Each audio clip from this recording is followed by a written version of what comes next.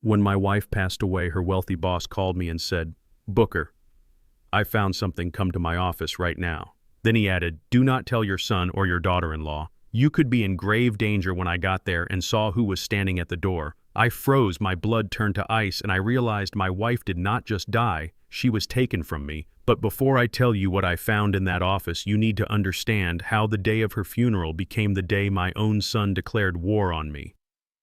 My name is Booker King, and I am 72 years old. I spent 40 years managing logistics in a warehouse, and before that I carried a rifle for this country. I know how to read a room, and I know when a storm is coming. But nothing prepared me for the storm that walked into St. Jude's Baptist Church that humid Tuesday morning. I sat in the front pew, staring at the mahogany casket that held Esther, my Esther. We had been married for 45 years. She was a small woman with hands roughened by work, but a heart that could hold the world. For 3 decades, she had worked as the head housekeeper and personal assistant to Alistair Thorne, a man with more money than God, but who trusted only one person with his life, and that was my wife. The organ music was soft, a low hum that vibrated in my chest. The church was filling up with neighbors, people from the choir, and even some of Mr. Thorne's staff. Everyone was whispering respectful, low tones. Everyone except the 2 people who should have been sitting right next to me. My son Terrence and his wife Tiffany were late, not 5 minutes late, 40 minutes late. The service had already begun when the heavy oak doors at the back of the sanctuary banged open. I did not turn around, but I did not have to. I heard the sharp clack of high heels against the stone floor echoing like gunshots in a library. Heads turned. I could feel the collective intake of breath from the congregation. I kept my eyes fixed on the flowers atop Esther's casket. White lilies, her favorite. Then I smelled them before I saw them. A cloud of expensive cloying perfume that smelled like desperation and money mixed with the stale scent of cigarettes. Terrence slid into the pew beside me. He was wearing a bright cream-colored suit that looked like something a pimp would wear to a nightclub, not a son to his mother's funeral. He did not touch my shoulder. He did not squeeze my hand. He did not even look at the casket. He pulled out his phone. The screen lit up in the dim church, illuminating his face. He was texting. His thumbs moved furiously and his jaw was tight. I glanced sideways. I saw the sweat beading on his forehead. It was not from grief. It was the cold sweat of a man cornered. Tiffany squeezed in next to him. She was a white woman from a middle-class suburb who pretended she was born in a penthouse. She wore huge black sunglasses inside the church and a dress that was too short and too tight for the occasion. She fanned herself with a funeral program, looking around with open disdain. "This place is a sauna," she whispered loudly enough for the choir to hear. "Didn't they have money for AC?" "Shh," Terrence hissed, but he didn't put his phone away. I gripped the handle of my cane. It was a sturdy piece of hickory wood I had carved myself. My knuckles turned white. I wanted to tell them to leave. I wanted to tell them to show some respect for the woman who had paid for Terrence's college, who had paid for their wedding, who had bailed them out more times than I could count. But I said nothing. I was a man of discipline. I would not cause a scene at Esther's homegoing. The service ended and we moved to the fellowship hall for the repast. The church ladies had prepared the food Esther loved. Fried chicken, collard greens, macaroni and cheese, and cornbread. The smell was comforting to everyone else, but it seemed to offend Tiffany. She stood near the wall, holding a paper plate with 2 fingers as if it were contaminated. I watched her from my seat in the corner. She leaned in close to Terrence, and I have hearing aids that I keep tuned very high. Most people think I am just an old deaf man, but I hear everything. "I can't believe we have to eat this grease," Tiffany hissed. My stomach is turning just looking at it. And look at these people. This whole thing is so cheap. Where did all her money go, Terrence? You said she had savings. She spent it on pills. Terrence muttered, his mouth full of food he had not bothered to bless. "Well, at least that expense is gone now," Tiffany said, and she let out a small, cruel laugh. "That is $500 a month back in our pockets." My heart stopped. Then it started beating again with a slow, heavy rhythm of pure rage. My wife was not even in the ground an hour, and they were celebrating the savings on her heart medication. I looked down at my hands. They were trembling, not from age, from the urge to wrap them around something. The room began to clear out. Neighbors came by to shake my hand to offer condolences. I nodded and thanked them, but my eyes never left my son. He was pacing by the exit, checking his watch every 30 seconds. Finally, when the last guest had left, Terrence walked over to me. He did not ask how I was doing. He did not ask if I needed a ride home. He stood over me, blocking the light. "Dad," he said, his voice flat. "Where is the key to Mom's safe?" I looked up at him slowly. I saw the bags under his eyes, the twitch in his cheek. This was my boy. The boy I taught to fish. The boy Esther had rocked to sleep. Now he looked at me like I was an ATM that had swallowed his card. "What did you say?" I asked, my voice raspy. "The safe key," Terrence repeated louder this time. "Tiffany says Mom had a life insurance policy. We need to check the paperwork. We are entitled to 50% as next of kin." Tiffany stepped up beside him, crossing her arms. "We need to start the probate process immediately, Booker. Funerals are expensive and we have bills. We know Esther hoarded cash in the house." I stood up. It took me a moment. My knees were stiff. I leaned on my cane and looked them both in the eye. I am 6'2". Even bent with age, I towered over Tiffany. "Your mother is not even cold yet," I said, my voice low and dangerous. "And you are asking for money. It is not about money, it is about asset management," Terrence snapped. "Don't be difficult, Dad. We know you don't know how to handle finances. You just worked in a warehouse. Mom handled everything. We are just trying to help." "Help," I scoffed. "You are trying to scavenge. There is no money for you, Terrence. Not today." Terrence stepped closer, invading my personal space. His eyes were wild. "Listen to me, old man. You do not know what is going on. This house is in trouble. We are in trouble. If we do not find that money by the end of the week, things are going to get very bad." "What kind of bad?" I asked. "The kind where you end up on the street," Terrence spat. "Now give me the damn key or I will turn this house upside down until I find it myself." He reached for my pocket. I slapped his hand away with a speed that surprised us both. "Get out of my face," I growled. Tiffany gasped. "You are senile," she shrieked. "You are losing your mind. We should have you committed for your own safety." "We will discuss that later." Tiffany, Terrence said, his voice dropping to a menacing whisper. "Dad, you have until tonight. If I do not have that key, I am calling the social worker. I will tell them you are unfit to live alone. I will sell this house out from under you." He turned and stormed out. Tiffany shot me one last look of disgust before following him, her heels clicking away like a ticking clock. I stood alone in the fellowship hall. The silence was deafening. My own son. He was desperate. I had seen that look in the eyes of junkies and gamblers before. He was not just greedy, he was afraid. Suddenly my phone buzzed in my breast pocket. I pulled it out. My hands were shaking so bad I almost dropped it. The screen was cracked, but I could read the name clearly. Mr. Alistair Thorne, Esther's boss, the billionaire who hadn't left his estate in 5 years. Why was he calling me? I answered. "Booker." His voice was not the smooth, commanding baritone I remembered. It was jagged, breathless. "Mr. Thorne," I started. "Listen to me, Booker," he cut me off. "I was going through the safe Esther kept here at my private office. She left something, a ledger, and a recording." I frowned. "A recording.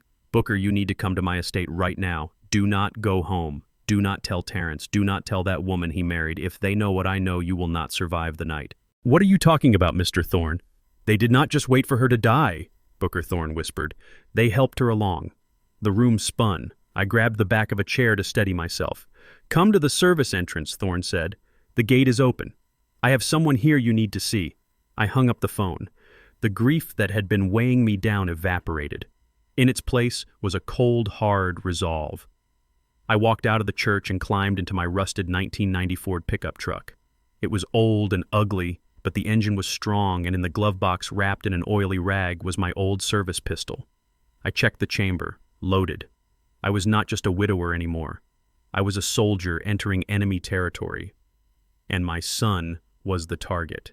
If you want to know what I found in the billionaire's office that made me almost drop my cane hit that like button, and let me know in the comments where you are watching from, because this story is about to get a lot darker.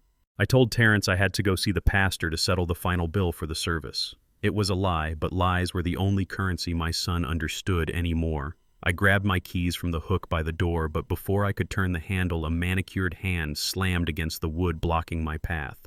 It was Tiffany. She was still wearing that black dress that was too tight, and her eyes were hidden behind those ridiculous sunglasses, even though we were inside a dim hallway. She held out a palm, her fingers wiggling expectantly.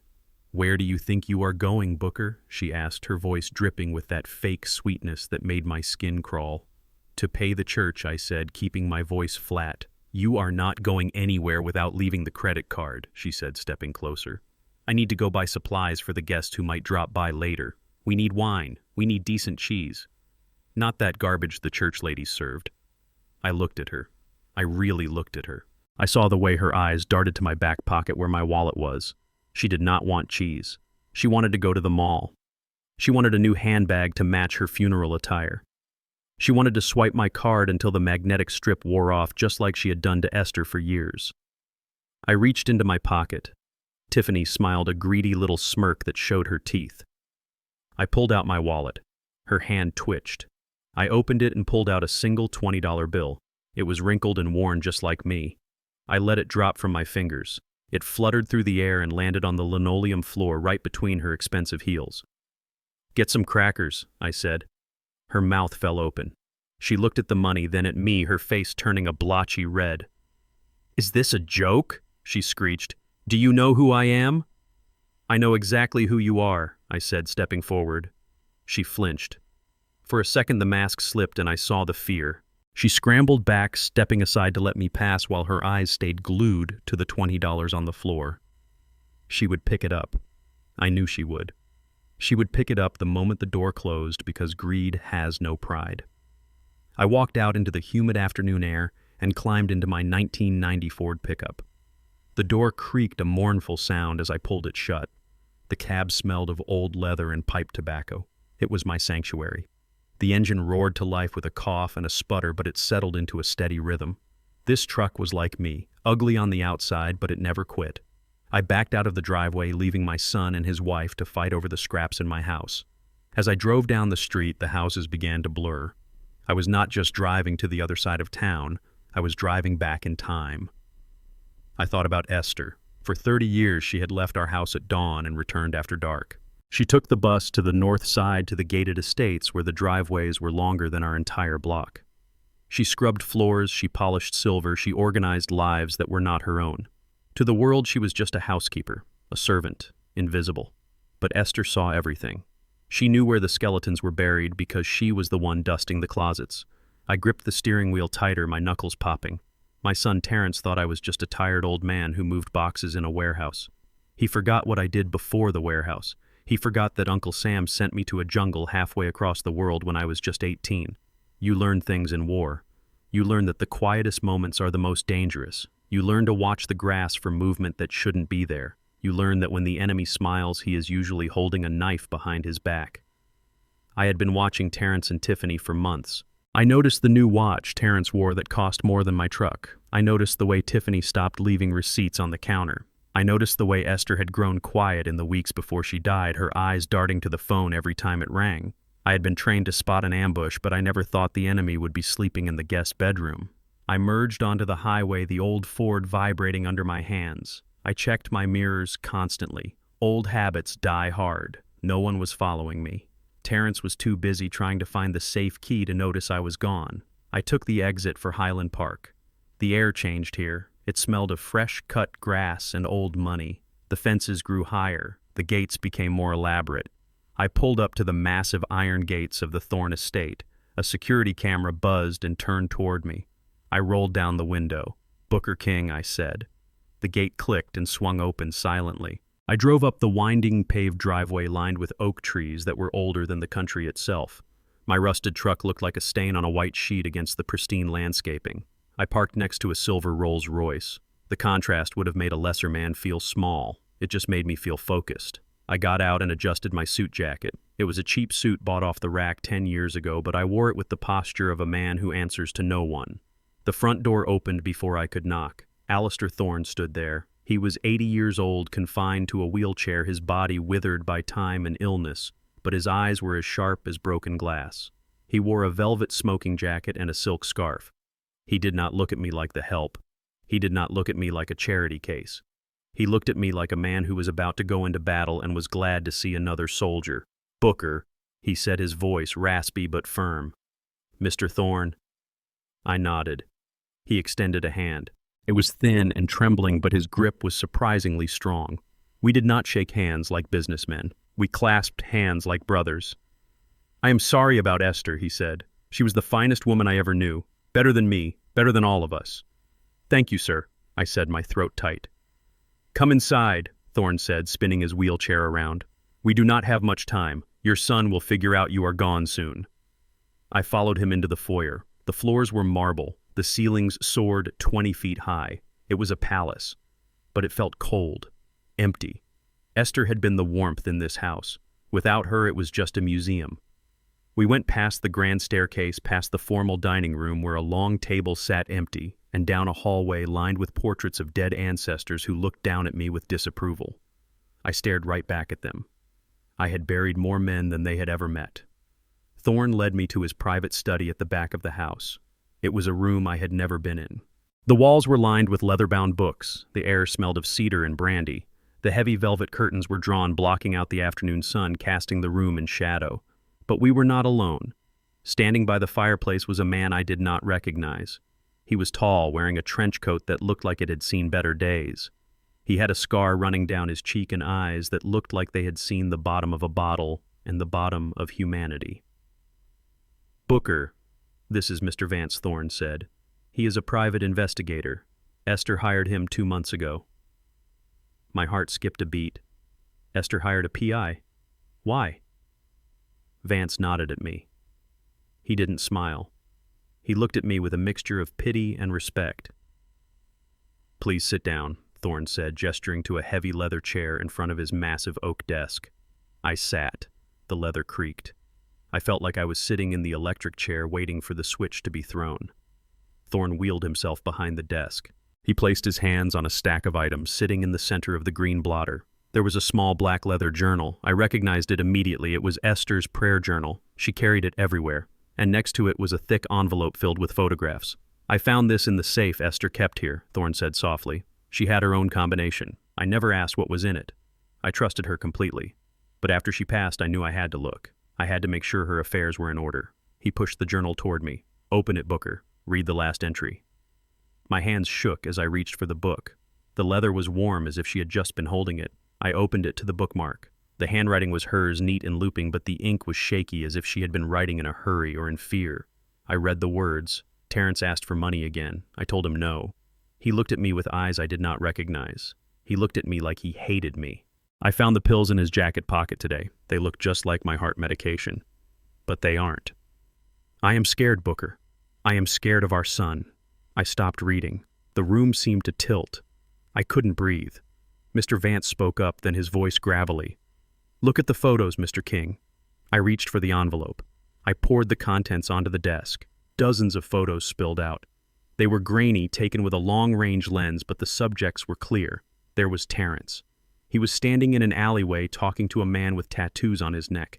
He was handing over a thick wad of cash. There was another photo, Terrence and Tiffany sitting in a car. Tiffany was laughing, holding up a bottle of champagne.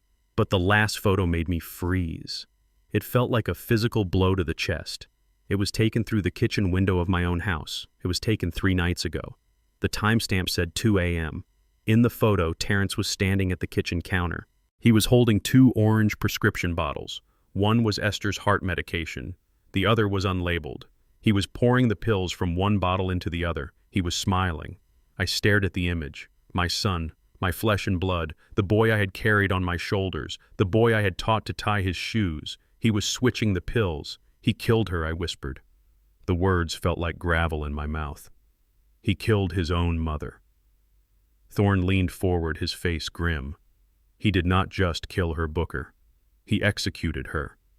And now he is coming for you. Why, I asked, looking up, my eyes burning but dry. Why would he do this? Thorne pointed to the journal again. Turn the page, Booker. Look at what she was hiding from you. Look at what she was hiding from everyone. I turned the page, and there, pasted into the book, was a bank statement. The balance was not a few $1,000s. It was not even $100,000. It was $3 million. My Esther, the housekeeper. The woman who clipped coupons and darned my socks. She was a millionaire. And Terrence knew. The realization hit me with the force of a freight train. He didn't kill her because he hated her. He killed her because he was greedy. He killed her for a payday. I stood up. The chair fell backward with a crash. I am going to kill him, I roared. I reached for my back waistband where the cold steel of my pistol pressed against my spine. I am going to go back there and I am going to put a bullet in his head. No, Thorne shouted. His voice cracked like a whip. I stopped, panting my hand on the gun. If you kill him now, you go to prison and he wins, Vance said, stepping forward, his hands raised. You will rot in a cell and Tiffany will spend that money on vacations and jewelry. Is that what Esther would want? I looked at the photo of my son. The monster. Then what do? I asked, my voice breaking. We trap him, Thorne said. His eyes were cold and hard. We make him confess. We make him destroy himself.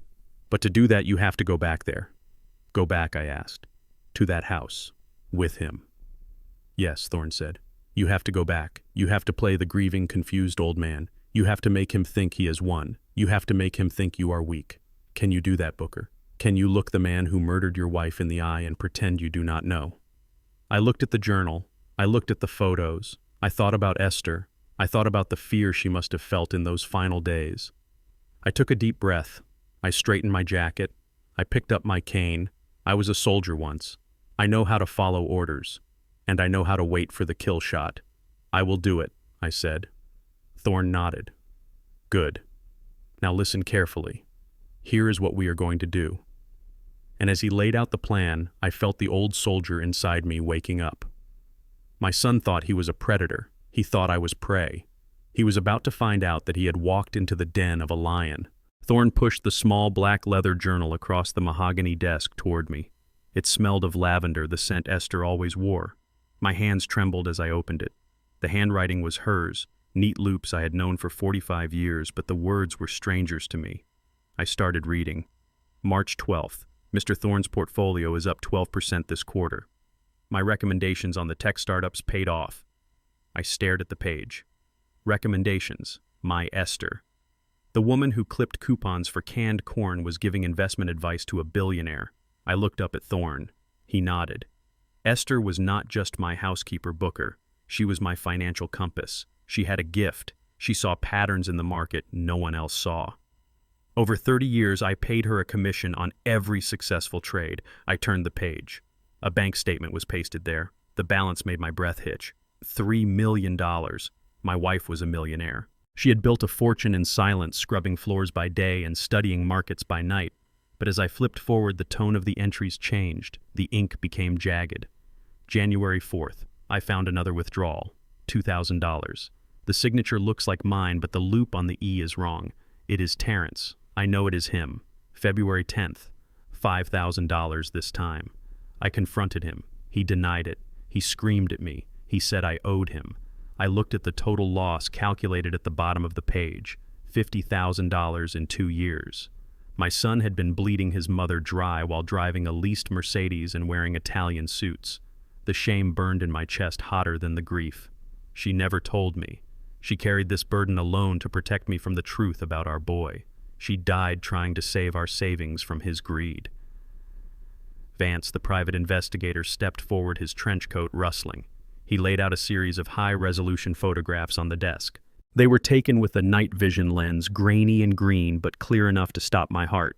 Mr. King, look at the timestamp. 2:14 a.m. 3 days before your wife passed. The photo showed my kitchen. The checkered curtains Esther sewed herself were visible. And there was Terrence. He was standing by the counter where Esther kept her daily pill organizer. In his hand, he held a small amber vial. It looked identical to her heart medication. But in the next photo, he was pouring the contents of that vial into her organizer and pocketing her real pills. Vance pointed a calloused finger at the image. We analyzed the trash from your curb the next morning. We found the vial he threw away. It did not contain beta blockers. It contained a concentrated stimulant, a high-grade amphetamine mixture, dangerous enough to cause cardiac arrest in a healthy man, fatal for someone with your wife's condition. Thorne spoke up, his voice like gravel. It was not a heart attack, Booker. It was murder. Calculated, cold-blooded murder. He waited until her prescription was low, then he made the switch. He knew exactly what he was doing. He watched her take those pills. He watched her die. And he did it for money. He did it because she was about to cut him off. I looked at the photo of my son. His face was illuminated by the refrigerator light. He was not crying. He was not hesitating. He was smirking. The monster who lived in my house. The boy I taught to ride a bike. He had poisoned the woman who gave him life because he wanted a payout. He traded his mother's life for a gambling debt. It was not natural causes. It was an execution carried out in our own kitchen. A sound escaped my throat. It was a low, guttural roar of pure animal pain. The room spun. I grabbed the edge of the desk so hard the wood creaked, my vision blurred with red-hot tears. I stood up, knocking the heavy leather chair backward. I could feel the weight of the service pistol in the glove box of my truck. It was calling to me. I needed it. I needed to feel the recoil. I needed to see the fear in his eyes that Esther must have felt. I am going to kill him. The words tore out of my throat, raw and bleeding. I am going to drive back there, and I am going to put him down like a rabid dog. He does not deserve to breathe. He does not deserve a trial. He took my Esther. He took my life. I turned toward the door, my hand reaching for the handle. I was not a father anymore. I was an executioner. I could see it all in my mind. The kick of the door, the look on Tiffany's face, the final judgment delivered in lead. Justice. Immediate and permanent. My blood was boiling, screaming for vengeance. Stop! Thorne's voice cracked through the air like a whip. He slammed his hand on the desk. Booker, stop. If you walk out that door with a gun, you lose everything. You go to prison for the rest of your life, and Terrence wins. He becomes the victim. He inherits the house. He inherits the money. Tiffany spends every dime Esther saved while you rot in a cell. Is that what you want? Is that what Esther would want? I froze my hand on the doorknob, my chest heaving. Vance stepped between me and the door. We do not have enough for a conviction yet, Booker. The vial in the trash is circumstantial. The photos show him touching the pills, but not what was in them. A defense lawyer would tear it apart. We need more. We need him to say it. We need a confession. Thorne wheeled himself closer, his eyes burning into mine. You have to go back there. You have to walk into that house and look at the man who killed your wife and smile. You have to play the part, Booker. Be the grieving, confused old man they think you are. Let them believe they have won. Let them get comfortable. Because when they are comfortable, they will make mistakes. And when they slip, we will be there to catch them. Can you do that? Can you be a soldier one last time? I drove back to my house in my old Ford pickup, and the steering wheel felt like it was made of ice under my grip. The engine hummed a low, steady rhythm that usually calmed me, but today, it sounded like a funeral dirge. I checked my rearview mirror not to see the traffic behind me, but to look at my own face. Thorne had told me to play the part. He told me to be the grieving, confused old man my son thought I was. I tried to smile. I tried to cultivate a look of weakness and senility. But the face staring back at me was hard. The lines around my mouth were etched deep with a rage so potent it tasted like battery acid. I had to soften my eyes. I had to slump my shoulders. I had to bury the soldier who wanted to strangle his enemy and resurrect the father who was lost in grief. It was the hardest thing I had ever done. Harder than boot camp. Harder than the war. Because the enemy wasn't a stranger across a jungle clearing. The enemy was the boy I had taught to catch a baseball. The enemy was the man who had sat at my dinner table and eaten my food while planning my wife's murder. Every mile marker I passed felt like a step closer to hell. I could feel the bile rising in my throat. The sheer physical disgust of facing him was almost overwhelming. I wanted to turn the truck around. I wanted to keep driving until the gas ran out, but I couldn't. Esther needed me. Justice needed me. I pulled into the driveway and turned off the engine. I sat there for a moment, breathing in the scent of old tobacco and dust, gathering the strength to walk into the house that was no longer a home. I stepped onto the porch, and the front door was already ajar. My heart hammered against my ribs, not from fear, but from the violation of it. This was Esther's sanctuary. She kept it spotless. She kept it sacred. Now the door hung open like a broken jaw. I stepped into the foyer, and the sound hit me first. It was a tearing sound, wet and sharp, like flesh being ripped from bone. I walked into the living room and stopped. The air was thick with dust and feathers. Tiffany was on her knees in the center of the room. In her hand, she held a yellow box cutter. She was attacking Esther's favorite floral sofa, the one she had saved for 3 years to buy. Tiffany was slashing the cushions open one by one, plunging her hands into the stuffing and ripping it out in great white handfuls. She looked like a wild animal. Her hair was wild, her dress was stained with dust, and she was muttering to herself, "Where is it? Where is the cash?" She did not even see me. She tossed a cushion aside and stabbed the back of the sofa, slicing the fabric with a violent hiss. The floor was littered with papers, books pulled from shelves, and shattered knickknacks. It looked like a tornado had touched down inside my living room. But then I heard another sound coming from down the hall. A high-pitched mechanical whine, a drill. My stomach dropped. The master bedroom. Our bedroom. I walked down the hallway, my cane tapping softly on the hardwood. The pictures on the walls were crooked. Our wedding photo was lying on the floor, the glass cracked over Esther's smiling face. I stepped over it, careful not to crush her image. The whining sound grew louder, grinding against my nerves. I pushed open the bedroom door. The room was unrecognizable. The dresser drawers were pulled out and dumped on the bed. Esther's clothes, her Sunday dresses, her nightgowns were trampled underfoot. And there in the corner was Terrence. He was sweating through his cream-colored suit. He was holding a heavy-duty power drill, pressing it with all his weight against the small wall safe Esther had hidden behind the painting of the Last Supper. The painting was thrown in the corner. Terrence was grunting, his face twisted in a mask of pure greed. He leaned into the drill, the bit screeching against the metal lock. Smoke rose from the friction, filling the room with the smell of burning steel. He wasn't looking for documents. He wasn't looking for keepsakes. He was looking for the payout he believed he was owed. I needed to get his attention. I needed to stop the desecration before I lost control and did something that would ruin the plan. I let my body go slack. I allowed my knees to buckle slightly. I loosened my grip on my hickory cane and let it fall.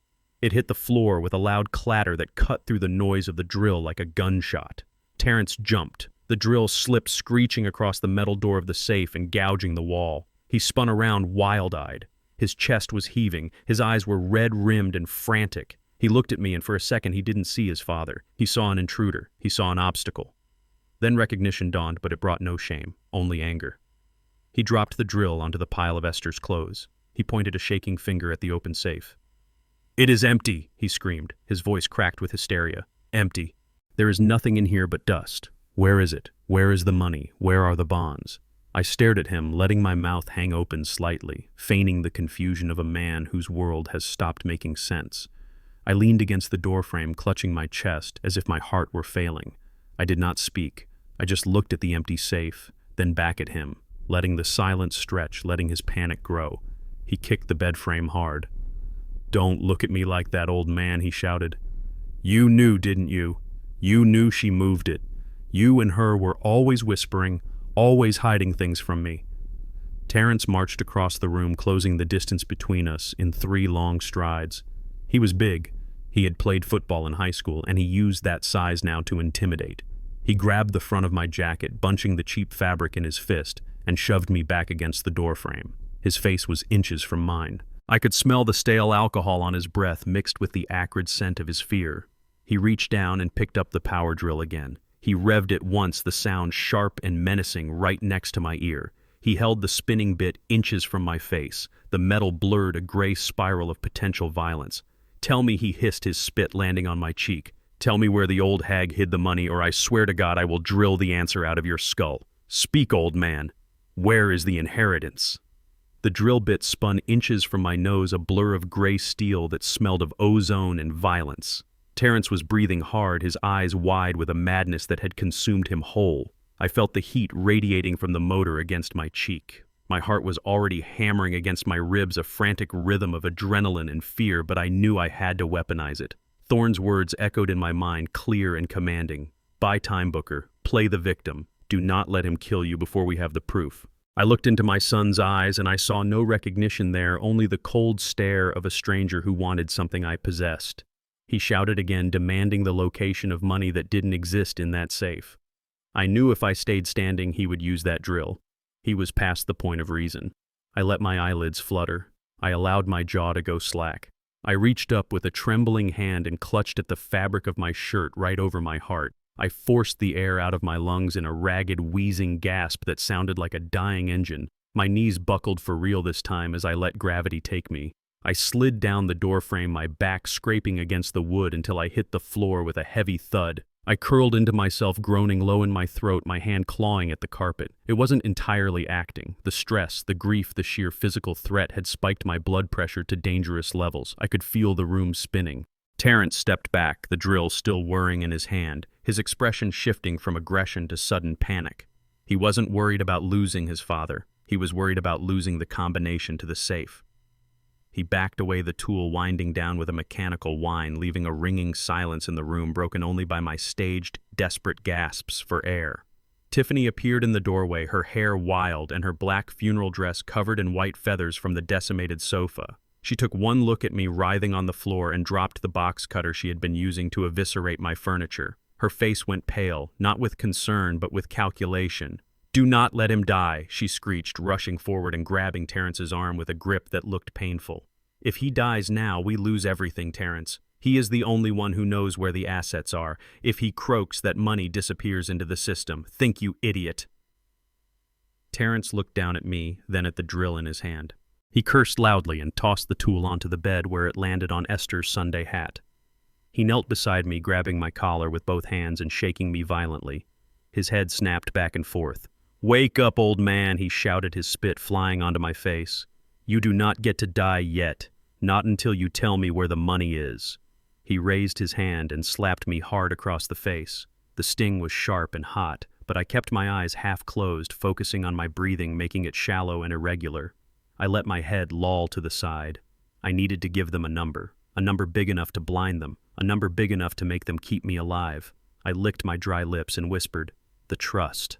Terrence froze. He leaned in closer, his ear almost touching my mouth. "What trust? Say it again." I wheezed, forcing the words out between gasps. "The trust fund. Esther set it up. $2 million. The lawyer. He comes next week." I let my head fall back against the floorboards as if the effort of speaking had drained the last of my life force. I watched through slit eyes as Terrence looked up at Tiffany. A slow, greedy smile spread across his face, erasing the panic. $2 million, he whispered, testing the weight of the words. The number hung in the air like a spell. $2 million. It was enough to fix his gambling debts, enough to buy Tiffany her silence, enough to fuel their delusions for a lifetime. I saw the transformation in my son. The murderer vanished, replaced by the opportunist. He did not see a dying father anymore. He saw a winning lottery ticket that needed to be kept safe until cashing day. He grabbed me under the arms and hauled me up. He was not gentle. He dragged me toward the bed, kicking Esther's clothes out of the way. He threw me onto the mattress, my body bouncing on the springs. He stood over me, panting, his eyes gleaming with a feverish light. "We have to keep him alive," Tiffany said, pacing the room. "Just until next week. Just until the lawyer comes and we can get him to sign it over. We need to make sure he doesn't talk to anyone else." Terrence nodded. He reached into my jacket pocket. I tensed, but I did not resist. He pulled out my smartphone. It was a new model Esther had bought me for my birthday so I could see pictures of the grandkids. He looked at it, then looked at me. "You won't be needing this," he said. "You need rest, Dad. Lots of rest." He slipped the phone into his own pocket, cutting off my lifeline to the outside world. He walked backward out of the room, his eyes never leaving mine. He looked like a zookeeper locking a dangerous animal in its cage. Tiffany followed him, casting one last suspicious glance at me before disappearing into the hallway. The door slammed shut. The heavy thud vibrated through the floorboards. Then came the sound that sealed my fate. The metallic slide of the deadbolt. The sharp click of the lock engaging. I was a prisoner in the house I had paid for with 40 years of sweat. I lay still on the bed, listening to their footsteps retreating down the hall, listening to them whispering about millions that didn't exist, planning a future they would never see. I stared at the ceiling and waited for the silence to settle before I dared to move. They thought they had taken my phone. They thought they had cut me off. They didn't know about the loose floorboard under the bed or what was hidden beneath it. 2 days passed in that stifling room, and the air grew heavy with the scent of my own sweat and the lingering perfume of Esther that still clung to the curtains. The sun crawled across the floorboards, marking time like a prisoner scratching tally marks on a wall. I sat in the armchair facing the window, watching the world go on without me. The neighbor walked his dog, and the mailman delivered bills. None of them knew that inside the yellow house on Elm Street, an old man was rotting in captivity. Twice a day, the lock would click and the door would open just a crack. Tiffany would slide a plastic plate across the floor with her foot like she was feeding a stray mongrel. The first meal was a sandwich made with bread that was blooming with green mold on the crust.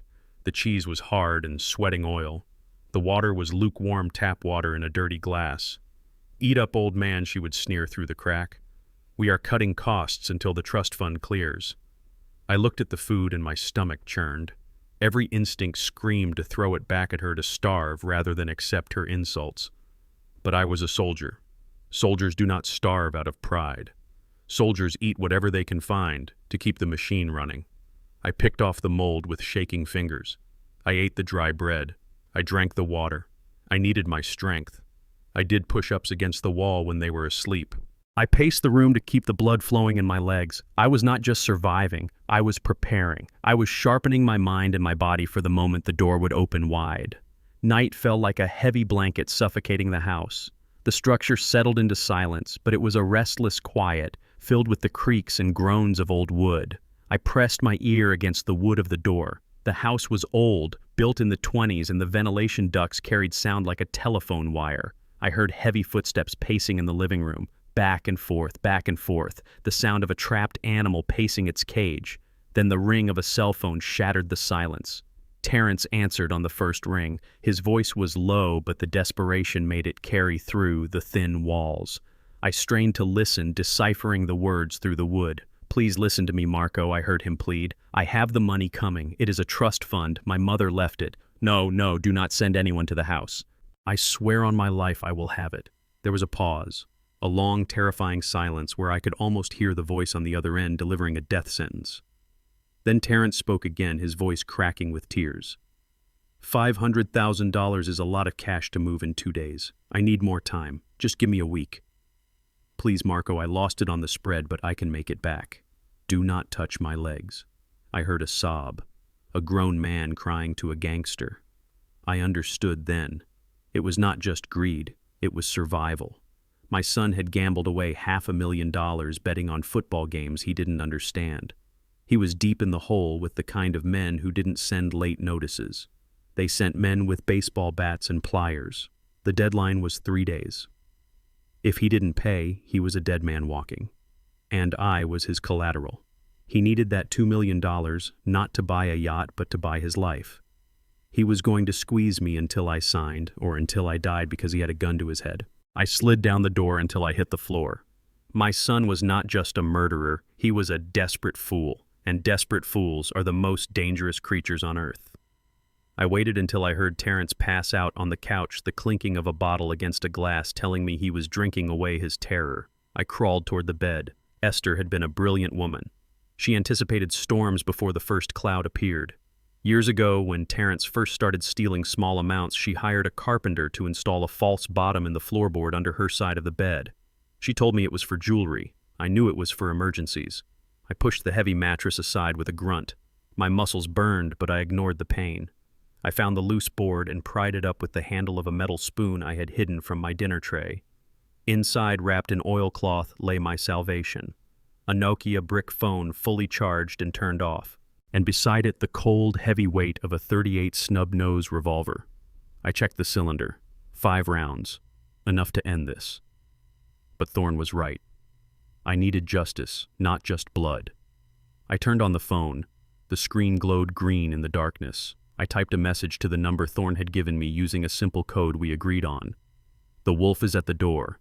Debt is 500 large. Deadline 3 days. Need extraction." I waited. The minutes ticked by like hours. I watched the battery indicator. I watched the signal bars.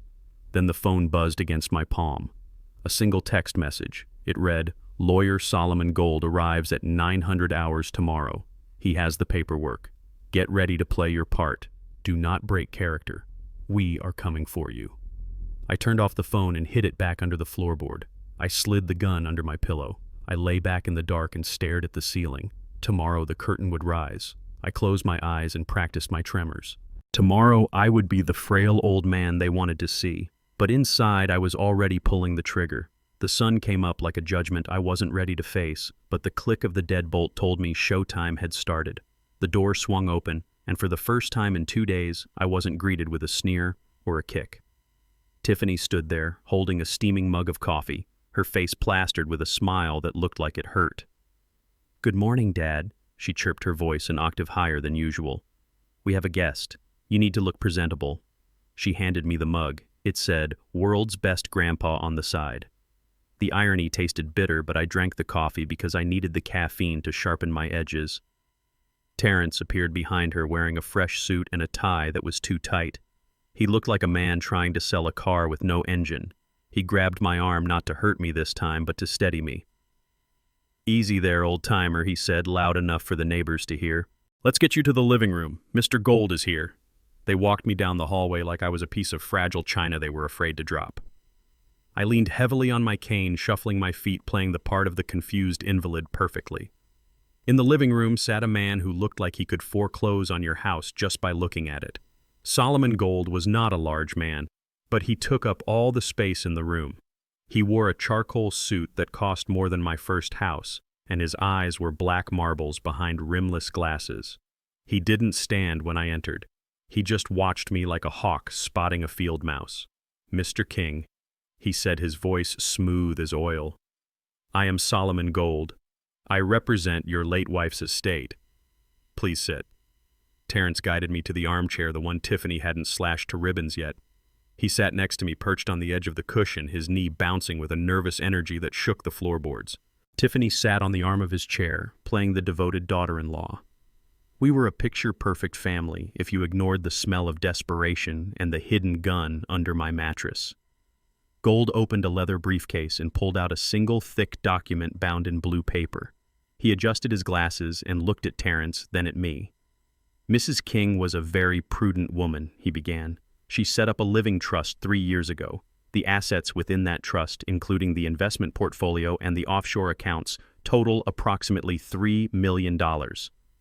Terrence made a noise in his throat like a dying engine. His eyes bulged. $3 million. He looked at Tiffany, and I saw the greed wash over them, erasing the fear for a split second. Gold continued, ignoring my son's reaction. "According to the terms of the trust, upon her death, the entirety of the estate transfers to her husband, Booker King."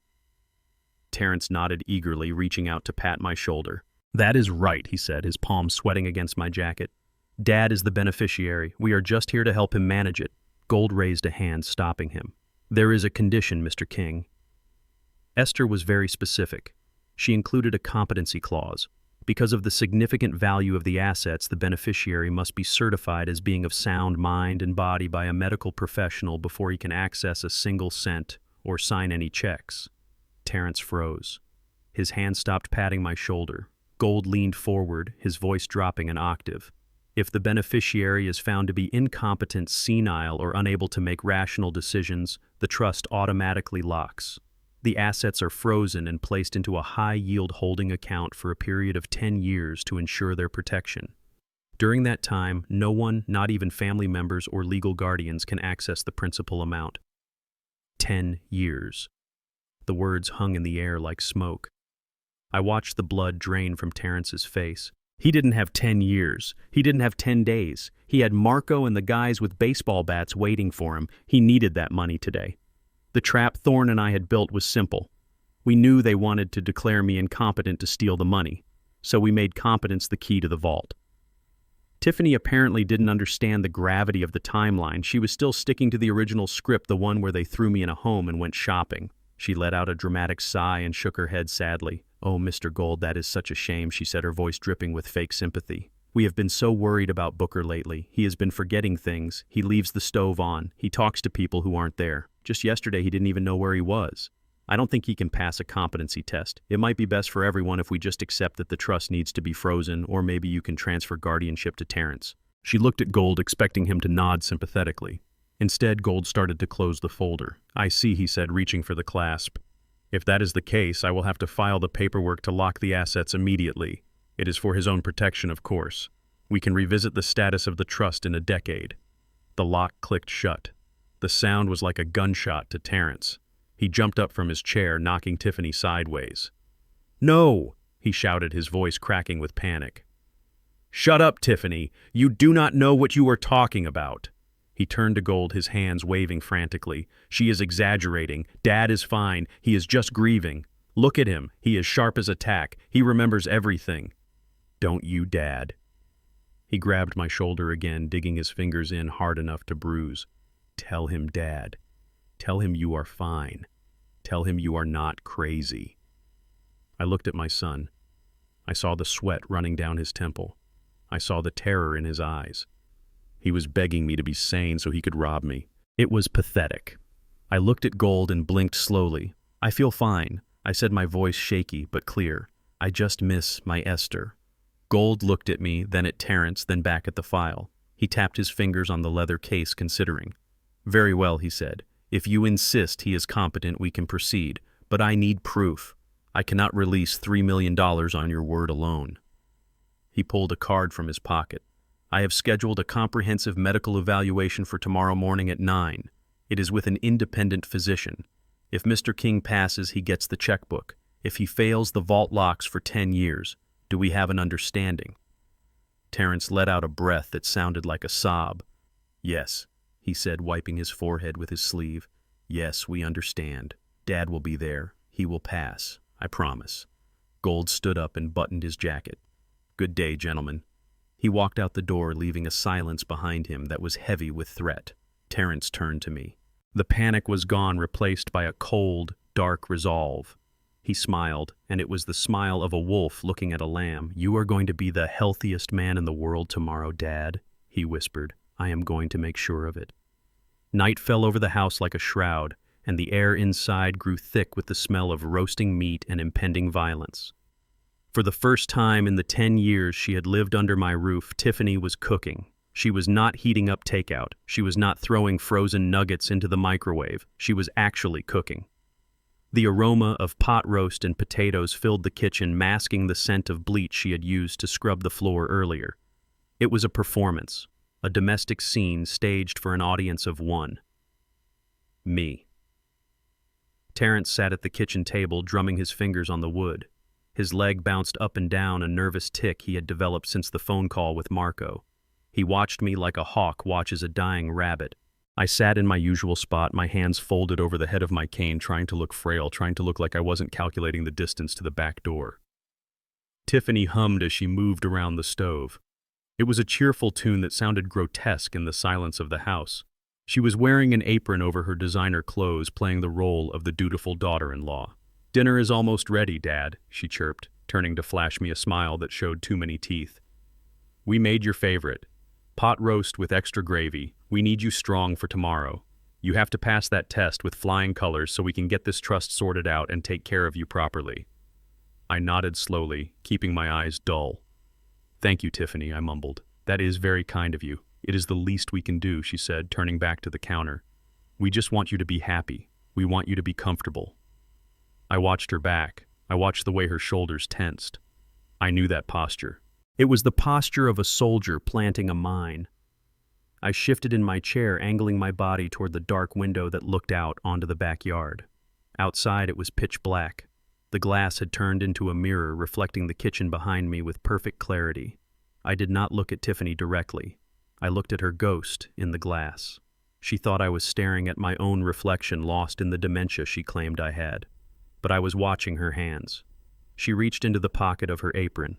She pulled out a small white paper packet. It looked like the kind of envelope a street corner dealer hands you through a car window. She glanced over her shoulder at me. I let my jaw hang slack and stared blankly at the window. She turned back to the stove, satisfied that I was gone mentally. In the reflection, I saw her tear the packet open. She tipped it over the bowl of soup she had set aside for me. A fine white powder cascaded into the dark broth, dissolving instantly. She stirred it vigorously, the spoon clinking against the ceramic. 1 stir, 2 stirs, 3, mixing the death into the dinner. She wasn't just seasoning my food, she was spiking it. I remembered the conversation I had overheard. We switch her medications, we tell her she did things she didn't do. But this was different. They needed me lucid for the doctor tomorrow, didn't they? Or maybe they didn't. Maybe the plan had changed. Maybe they realized I was too much of a risk. Maybe they planned to drag a drugged, drooling version of me to a crooked doctor who would sign anything for cash. Or maybe they just wanted to make sure I slept through the night so I couldn't escape. Whatever was in that bowl, I knew one thing for certain. It was not a vitamin. She picked up the bowl and turned around, her face composed into a mask of maternal care. "Here we go, Dad," she said, setting the steaming bowl in front of me. "Eat up while it is hot. The gravy will do you good." I looked down at the brown liquid. It smelled savory, salty, and lethal. I looked at Terrence. He was watching me intently, his eyes locked on the spoon in my hand. "Eat, Dad," he urged, his voice tight. "You need the nutrition." I lifted the spoon. My hand trembled. I let the tremor grow worse, shaking the utensil until it rattled against the bowl. I lifted a spoonful toward my mouth. Terrence leaned forward, holding his breath. Tiffany wiped her hands on her apron, waiting. I brought the spoon to my lips, then let a violent spasm take over my arm. I jerked my hand sideways. The spoon hit the edge of the bowl hard. "Oops," I whispered. I swept my arm across the table in a clumsy arc, knocking the bowl completely over. It flew off the edge of the table and shattered on the linoleum floor. The soup splashed everywhere, coating the cabinets, the chair legs, and my shoes in a hot, sticky mess. "Oh no," I cried, my voice cracking. "I am so clumsy. I am so sorry." Tiffany shrieked, jumping back to avoid the splash. "You stupid old man," she yelled, forgetting her role for a second. "Look what you did." Terrence stood up, his face red. "It is okay," he said through gritted teeth, forcing himself to stay calm. "It was an accident. Tiffany, clean it up. We will get him another bowl." But before Tiffany could move, a low growling sound came from under the table. It was precious Tiffany's prize-winning English bulldog. The dog waddled out from the living room, attracted by the smell of the meat. "Precious, no," Tiffany shouted, reaching for the dog's collar. But the dog was fast for a creature that weighed 50 pounds. She lunged for the puddle of gravy, lapping it up with greedy, enthusiastic noises. She licked the floor tiles clean, ingesting the soup, the powder, the secret ingredient, all in a matter of seconds. "Get away from there!" Tiffany screamed, kicking at the dog. It was too late. The bowl was licked clean. I watched the dog. Terrence watched the dog. Tiffany stood frozen, a roll of paper towels in her hand, her eyes wide with horror. For a moment, nothing happened. Precious looked up, licking her chops, wagging her stub of a tail, waiting for more. Then she sneezed. It started as a sneeze, then a cough, then a high-pitched wheeze. The dog's legs stiffened. She fell onto her side, kicking the air as if she were running in a dream. Foam white and pink bubbled from her jowls. Her eyes rolled back into her head, showing the whites. Tiffany dropped to her knees, screaming the dog's name. She tried to hold the animal, but Precious was thrashing violently, her claws scratching the linoleum. 1 minute passed. The thrashing slowed. 2 minutes. The wheezing turned into a gurgle. 3 minutes. The dog went rigid one last time, arching her back, and then she went limp. The silence that followed was heavy and absolute. Precious lay dead on the kitchen floor, her tongue lolling out amidst the shards of the broken bowl. I looked at the dead animal. Then I looked up at my son. "What happened to the dog, Terrence?" I asked, my voice trembling with a fear that I didn't have to fake. "Why did she die?" Terrence stared at the dog, his face draining of color until he looked like a corpse himself. He looked at the empty packet peeking out of Tiffany's apron pocket, then back at the dead animal. He swallowed hard. "She had a cold," he whispered, his voice barely audible. "She was sick." "It was just a seizure, Dad. Just a cold." He lied. I knew he lied. And looking into his terrified eyes, I knew he knew that I knew. That soup wasn't meant to help me sleep. It wasn't meant to make me compliant. It was meant to stop my heart. The sun rose gray and sickly over the city, matching the feeling in the pit of my stomach. I had survived the night by pushing a heavy dresser in front of my bedroom door and sleeping with one eye open, my hand under the pillow gripping the cold steel of my revolver. But morning brought a new danger. Terrence banged on my door at 7 sharp. His voice was tight with a forced cheerfulness that sounded like a violin string about to snap. "Get dressed, Dad," he shouted through the wood. "We have that appointment." I moved the dresser slowly, making enough noise to sound like an old man struggling. I opened the door and saw him. He looked worse than I did. His eyes were bloodshot and he smelled of mints, trying to cover the scent of last night's whiskey. He ushered me out to his car, a leased luxury sedan that was 2 months behind on payments. I sat in the passenger seat, clutching my cane, watching the familiar streets of my neighborhood fade away. I expected us to turn toward the city center, toward the hospital district where the real doctors practiced. But Terrence turned left, toward the industrial park, toward the part of town where the streetlights were broken and the storefronts were boarded up with plywood. "Where are we going, son?" I asked, my voice trembling just the right amount. "The hospital is the other way." Terrence gripped the steering wheel so hard the leather creaked. We are going to a specialist. Dad, he said, his eyes fixed on the road. A private practitioner. He is the best. He will get you that certificate in no time. I looked out the window at the graffiti-stained walls and the piles of trash on the curb. A specialist. Sure, a specialist in back alley abortions and no questions asked stitching. We pulled up to a brick building that looked like it had been condemned 10 years ago. There was no sign, just a metal door with peeling green paint. Terrence hurried me out of the car, looking over his shoulder as if he expected the devil himself to be following us. We walked inside. The waiting room smelled of mildew and stale cigarette smoke. There were no magazines. There was no receptionist, just a flickering fluorescent light that buzzed like a dying fly. A door opened and a man stepped out. He was wearing a white coat, but it was stained yellow at the cuffs. He was short, balding, and sweating profusely despite the chill in the room. I recognized him. Not as a doctor, but from the photos Vance had shown me. This was Doc Miller, a disgraced veterinarian who had lost his license for selling ketamine to local dealers. He was Terrence's poker buddy. "Ah," Mr. King, Miller said, wiping his damp hands on his coat. "Please come in. We have everything ready."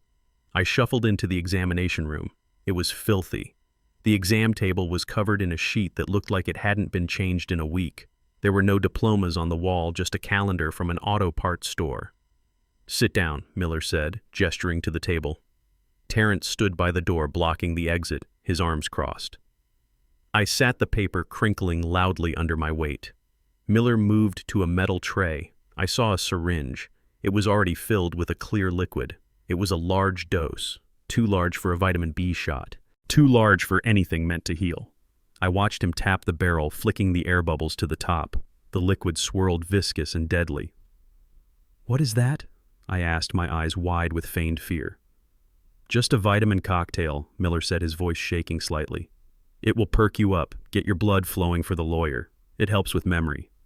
Terrence nodded from the doorway. "Take it, Dad. It is for your own good." I looked at the needle. Then I looked at Miller. I saw the tremors in his hands. I saw the way he licked his lips. He was terrified. He wasn't a killer. He was a desperate man doing a favor for a desperate friend. But a needle in the arm is just as deadly as a bullet in the brain. That liquid wasn't vitamins. It was likely a cocktail of adrenaline and digitalis, enough to simulate a heart attack in an old man with high blood pressure. It was the backup plan. Since the dog ate the soup, they decided to inject the poison directly. Miller approached me, the needle raised. "Roll up your sleeve, Mr. King," he said. I looked at Terrence. He was watching with a hunger that made my skin crawl. He wanted this over. He wanted his inheritance. I slowly began to unbutton my cuff. My movements were agonizingly slow. Miller shifted his weight impatiently. Come on," he muttered. I pulled my sleeve up, exposing the thin skin of my inner arm. Miller leaned in. He smelled of fear and antiseptic. He grabbed my arm to steady it. I let him find the vein. I let the tip of the needle hover millimeters from my skin. Then I moved, not with violence, but with intimacy. I leaned forward until my face was inches from his ear. I gripped his wrist with my free hand. My grip was not the grip of a frail old man. It was the grip of a man who had moved crates for 40 years. Miller froze. His eyes widened, meeting mine. "Doc." I whispered, my voice low and steady, completely devoid of the senile tremor I had been faking. "Before you push that plunger, you should know something. I sent a GPS pin to my fishing buddy about 20 minutes ago. He gets worried when I go to bad neighborhoods." Miller frowned, confused. "Your fishing buddy?" he asked. "Yes," I said, tightening my grip on his wrist until I felt his bones grind. "His name is Sheriff Patterson. He is on his way here right now to have a cup of coffee with us. And he is bringing the drug dogs." The color drained from Miller's face so fast I thought he might faint. The needle slipped from his fingers and clattered onto the metal tray. He jerked his arm back, breaking my hold, and stumbled away from me, crashing into a cabinet of glass jars. "Sheriff," he squeaked. "You called the sheriff."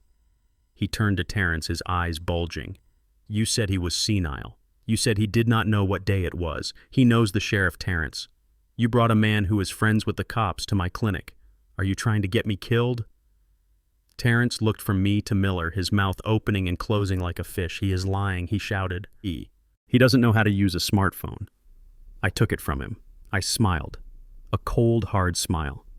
I have more than one phone, son. Miller grabbed Terrence by the lapels of his jacket and shoved him toward the door. Get out, he screamed. Get him out of here right now. I am not going to jail for you. Take your dad and your debts and get out before the cops show up. He opened the back door of the clinic and practically threw us out into the alleyway. Get out, he yelled again, slamming the heavy metal door and locking it with a resounding thunk. We were left standing in the garbage-strewn alley, the sound of distant sirens playing tricks on Terrence's mind. He looked at me, and for the first time he saw something other than a victim. He saw a threat. But he was too deep in his own delusion to see the whole picture. He grabbed my arm, his fingers digging into my bicep with bruising force. He dragged me toward the car, his breathing ragged and heavy. He threw me into the passenger seat and slammed the door so hard the car shook. He stomped around to the driver's side and got in, hitting the steering wheel with his fists. 1 time, 2 times, 3 times. He screamed a wordless sound of pure frustration. Then he turned to me. His face was twisted, his eyes burning with a hate that had no bottom. Fine, he hissed, starting the engine and peeling out of the alley. You want to play games, old man. You want to be difficult. We tried to do this the easy way. We tried to be nice, but you leave me no choice. Tonight you sign those papers. I do not care if I have to break every finger on your hand to make you hold the pen. We are doing this the hard way. We drove back to my house in a silence that felt heavier than the humid air outside. Terrence drove with his knuckles white on the steering wheel, his eyes darting to the rearview mirror every few seconds as if he expected the sheriff to materialize out of the asphalt. I sat in the passenger seat watching the familiar neighborhood roll by. The oak trees I had planted 30 years ago. The mailboxes I knew by name. We turned the corner onto my street and my stomach dropped. There, in the middle of my front lawn, driven right into the heart of Esther's prize-winning hydrangea bushes, was a sign. It was bright red and aggressive. For sale by owner, cash only. My heart hammered against my ribs. I looked at the driveway. There was a sensible silver station wagon parked there. Standing on the porch was a young white couple holding hands, looking up at the eaves of my home. They looked hopeful. They looked innocent. And standing in front of them, blocking the door to my sanctuary, was a real estate agent I did not recognize. No, wait. It wasn't an agent. It was Tiffany. She was wearing a floral dress and holding a clipboard pointing at the roof and smiling that shark smile. Terrence didn't even slow down until we were right on top of them. He swerved onto the grass, leaving deep black tire tracks in the green lawn Esther had tended so carefully. The disrespect took my breath away. They weren't just killing me, they were erasing me. They were selling the walls that held my memories before my body was even cold. I stepped out of the car, and the humidity hit me, but it was Tiffany's voice that made me sweat. She was speaking loud and fast, her voice pitching up in that fake sweetness she used when she wanted something. Oh yes, she was saying. It has great bones. A real fixer-upper but full of charm. We are letting it go for a steal because we need a quick closing. The young husband looked at the peeling paint on the porch railing. Why is the price so low? He asked. It seems too good to be true. Tiffany let out a laugh that sounded like breaking glass. Well, to be honest, she said, leaning in confidentially. My father-in-law is moving to a specialized memory care facility next week. It is very sad, really. He has become quite unmanageable. Dangerous even. We need the cash to pay for his treatment. We already have a bed waiting for him. We just need a cash deposit today to hand over the keys on Monday. I stood by the car door trembling, not from age. From a rage so pure it felt like fire in my veins. She was selling my life. She was selling the room where I held Esther when she cried. She was selling the kitchen where we danced on Sundays. And she was doing it for a cash deposit she would likely spend on a handbag before the sun went down. The young woman looked sympathetic. Oh, that is terrible, she said. We can write a check for $5,000 today. Is that enough to hold it? Tiffany's eyes lit up like neon signs. That would be perfect, she cooed. Just make it out to cash. It speeds up the paperwork. I buttoned my cheap suit jacket. I adjusted my tie. I gripped my cane not for support, but as a weapon of truth. I walked across the lawn, my boots crunching on the grass my son had just ruined. Terrence tried to grab my elbow, hissing at me to get inside, but I shook him off with a strength that surprised him. I walked right up to the young couple. I did not look like a senile old man. I looked like a man who had run a warehouse floor for 40 years. I looked them dead in the eye. "Do not write that check, son," I said, my voice booming across the yard. The husband froze his pen, hovering over the checkbook.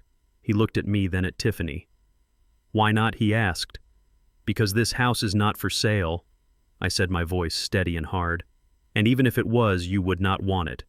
The foundation is eaten through with termites. The whole thing is held up by prayer and cheap paint, and you should know about the kitchen. My son just killed the family dog in there yesterday because it had rabies. The blood is still under the fridge." I pointed at Terrence with my cane. He is not grieving. He is cleaning up a crime scene.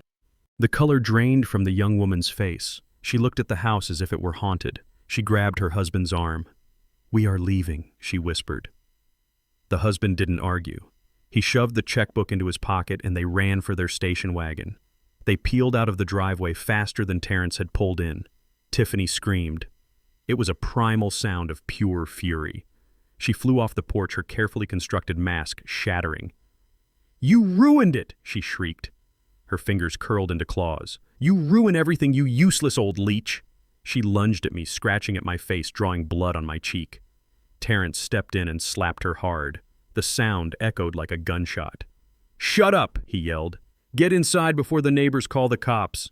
He grabbed the front of my shirt and pulled me close, his breath hot and reeking of fear. "You pushed me too far, old man," he hissed. "The games are over. Tonight you sign those papers or you are going to meet Mom a lot sooner than you planned." The sun went down, but the heat stayed trapped inside the house like a fever. The air was thick, heavy with the smell of cheap whiskey and fear. Terrence didn't bother locking me in the bedroom anymore. He sat in the middle of the living room in my favorite armchair, the one Tiffany hadn't destroyed yet. On his lap lay a 12-gauge shotgun. It was old, rusted at the barrel, something he'd picked up at a pawn shop years ago for hunting trips he never took. He was cleaning it, running an oily rag over the stock with slow, deliberate strokes. The sound of metal on cloth was the only noise in the room, a rhythmic whisper of violence. He didn't look at me. He just stared at the wall, his eyes glazed and distant. He had stopped pretending. The mask of the grieving son, the concerned caregiver, it was all gone. What was left was a man pushed into a corner, a man who saw no way out but through me. I sat on the edge of my bed in the darkened room down the hall. The door was open a crack, just enough to see the sliver of light from the hallway. I could hear Tiffany moving around in the dining room. The sound of packing tape being ripped from the roll was sharp and loud in the quiet house. Rip, smooth, rip, smooth. She was packing. Not clothes, not memories. She was packing the silver. She was taking down the oil paintings Esther had collected over 30 years. She was wrapping the flat-screen TV in bubble wrap. I heard her muttering to herself, a low stream of curses and calculations. She wasn't planning on sticking around to care for a senile father-in-law. She was liquidating. She was getting ready to run the moment the money hit the account. She would leave Terrence to deal with the mess, to deal with the body. I knew her type. She was a survivor, a parasite who would detach and find a new host the moment the current one dried up. She didn't care about Terrence. She didn't care about the debt. She just wanted her cut before the ship went down. The phone rang. It wasn't the house phone. It was Terrence's cell sitting on the coffee table next to a half-empty bottle of bourbon.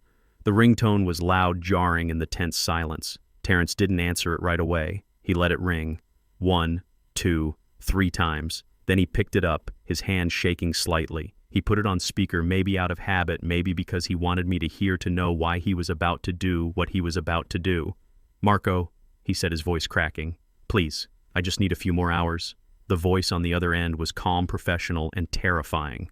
"Terrence," the voice said, "you are out of hours. My associates are on their way. They have instructions. If the money is not in the account by 9 a.m., they start with your knees. Then they move up. Do you understand?" The line went dead. Terrence stared at the phone. He took a long pull from the bottle, the amber liquid spilling down his chin.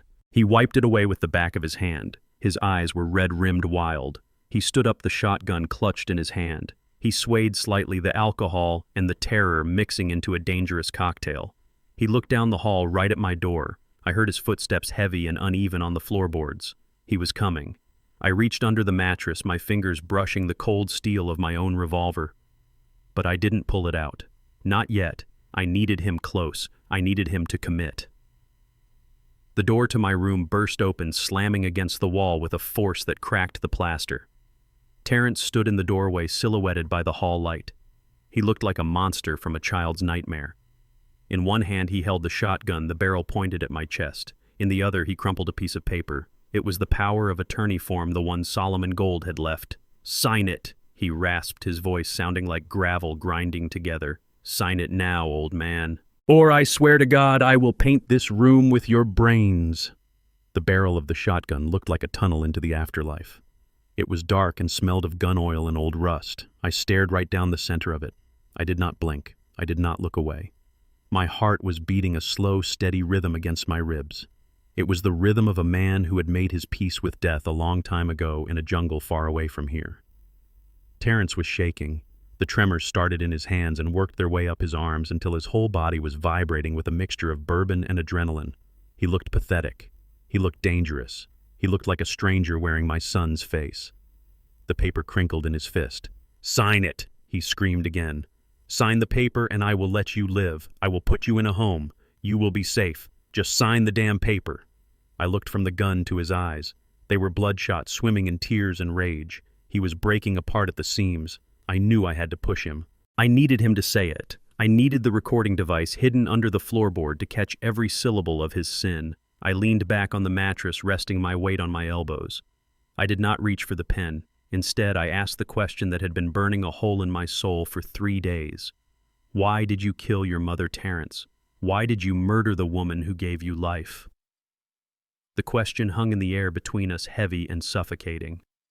Terrence flinched as if I had slapped him.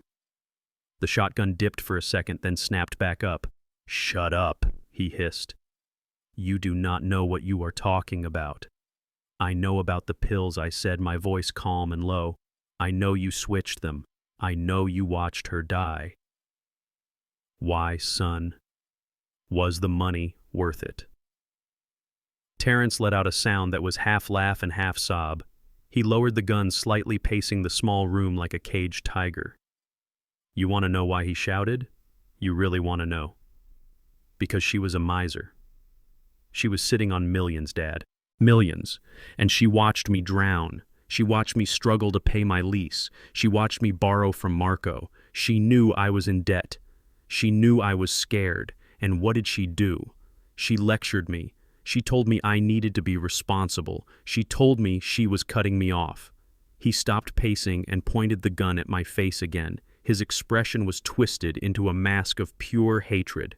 "She found out about the gambling. She found my ledger. She said she was going to change the trust. She said she was going to leave it all to charity. Can you believe that? She was going to give my inheritance to strangers while her own son was getting his knees broken by loan sharks. She was selfish, Dad. She was cruel." He took a swig from the bottle of bourbon he had dragged in with him, wiping his mouth with his sleeve. "I didn't want to hurt her." He slurred the alcohol, loosening his tongue just as we had hoped. "I just needed time. I needed the money now. It was easy. She was old. Her heart was weak. All I did was give her a little push. I switched the beta blockers for the stimulants. It wasn't poison. It was just medicine. If she had been stronger, she would have survived. It is her fault she was weak. It is her fault she was stingy. She forced my hand. She made me do it. I listened to every word. I etched them into my memory. He was blaming her. He was blaming the victim for his own crime. He was a coward, a greedy, entitled coward who thought the world owed him a living. He didn't see a mother. He saw a bank account. He didn't see a murder. He saw a transaction. He threw the paper onto the bed next to me. He tossed a cheap ballpoint pen down beside it. "Enough talking," he growled. "I am done explaining myself to you. Marco is coming at 9. I need this signed and notarized by my guy before he gets here. Sign it, old man. Sign it, or I swear I will pull this trigger and tell the police it was a suicide. I will tell them you couldn't live without Mom. It will be poetic." I looked at the paper. It was the power of attorney document giving Terrence full control over all my assets and future assets. It was the key to the kingdom he thought he had won. I looked at the pen. It was a blue Bic bitten at the cap. I reached out and picked it up.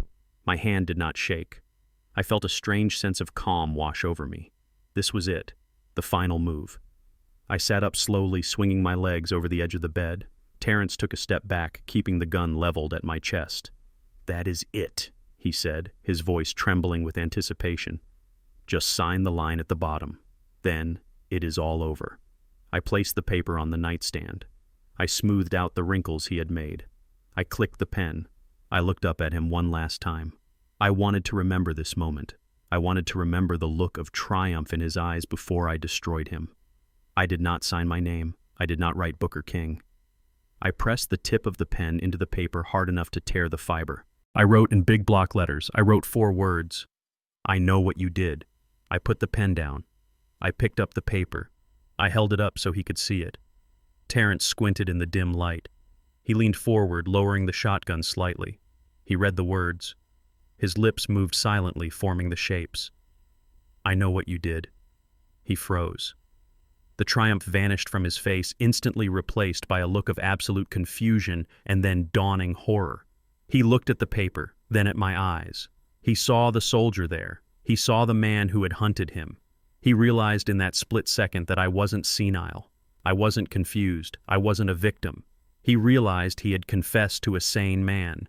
A guttural roar of rage erupted from his throat.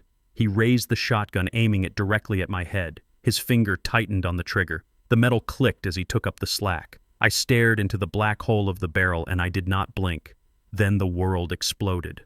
There was a deafening crash from the front of the house, the sound of heavy wood splintering and metal hinges tearing from the frame. It sounded like a bomb going off. The front door had been breached. Terrence flinched his head, snapping toward the hallway.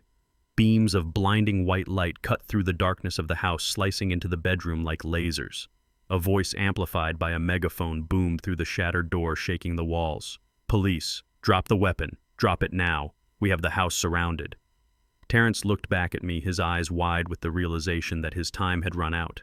But he didn't drop the gun. He panicked. He grabbed me by the collar of my shirt and hauled me up, using my body as a shield against the inevitable justice coming down the hall. The room exploded with light that was brighter than the sun, and it wasn't just the hallway anymore because beams cut through the bedroom windows, shattering the glass with the sheer intensity of the sound waves from the megaphone. This is the police. We have the house surrounded. Drop the weapon and come out with your hands up. The voice was God-like, shaking the floorboards and rattling the pictures on the walls. I saw the dust motes dancing in the beams of light like spirits disturbed from their rest. Terrence flinched, his grip on my shirt tightening until I thought the cheap fabric would tear right off my back. He looked around wildly, a trapped animal realizing the cage had no door and the hunter was already inside.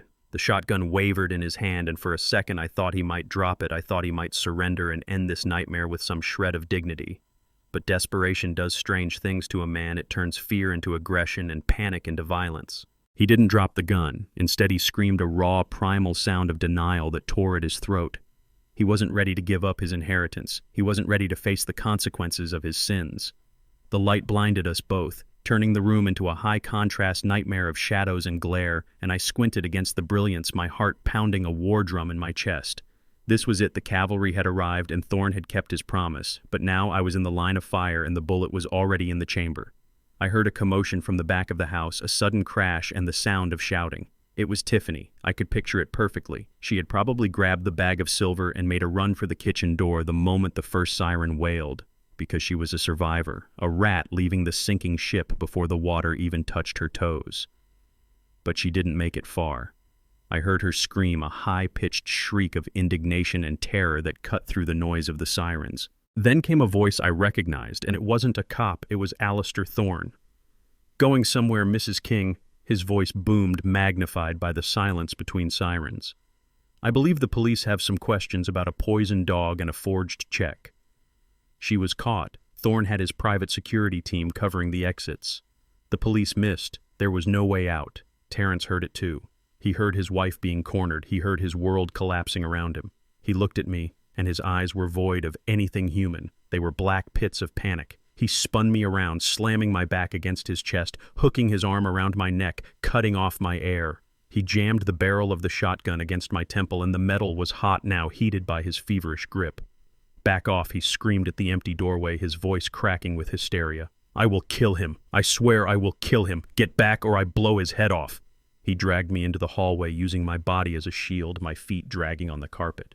I smelled his sweat acrid and sour. I felt his heart hammering against my back, a frantic, erratic rhythm.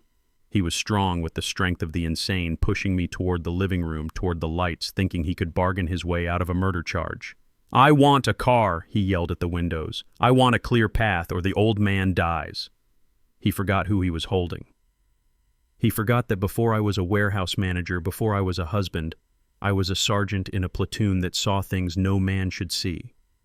He thought he held a frail old man. He thought he held a victim. He was wrong. We stepped into the blinding white light of the living room, and the glare hit Terrence full in the face. He blinked, momentarily disoriented, his grip loosening just a fraction as he tried to shield his eyes from the assault.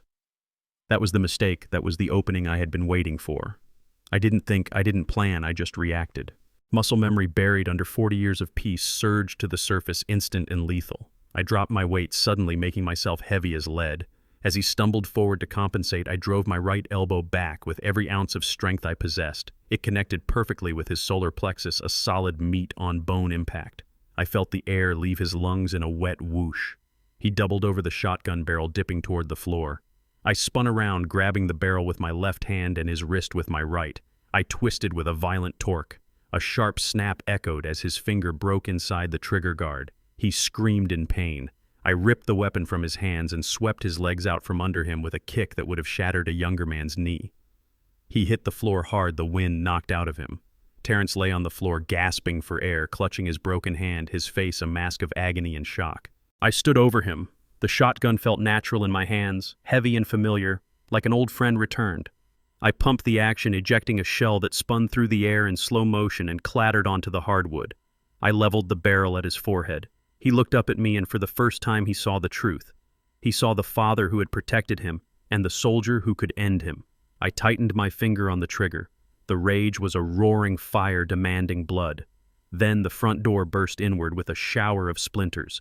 Men in tactical gear swarmed the room, weapons raised. "Mr. King, don't shoot," a voice shouted. "Drop the weapon. Mr. King, do not do it."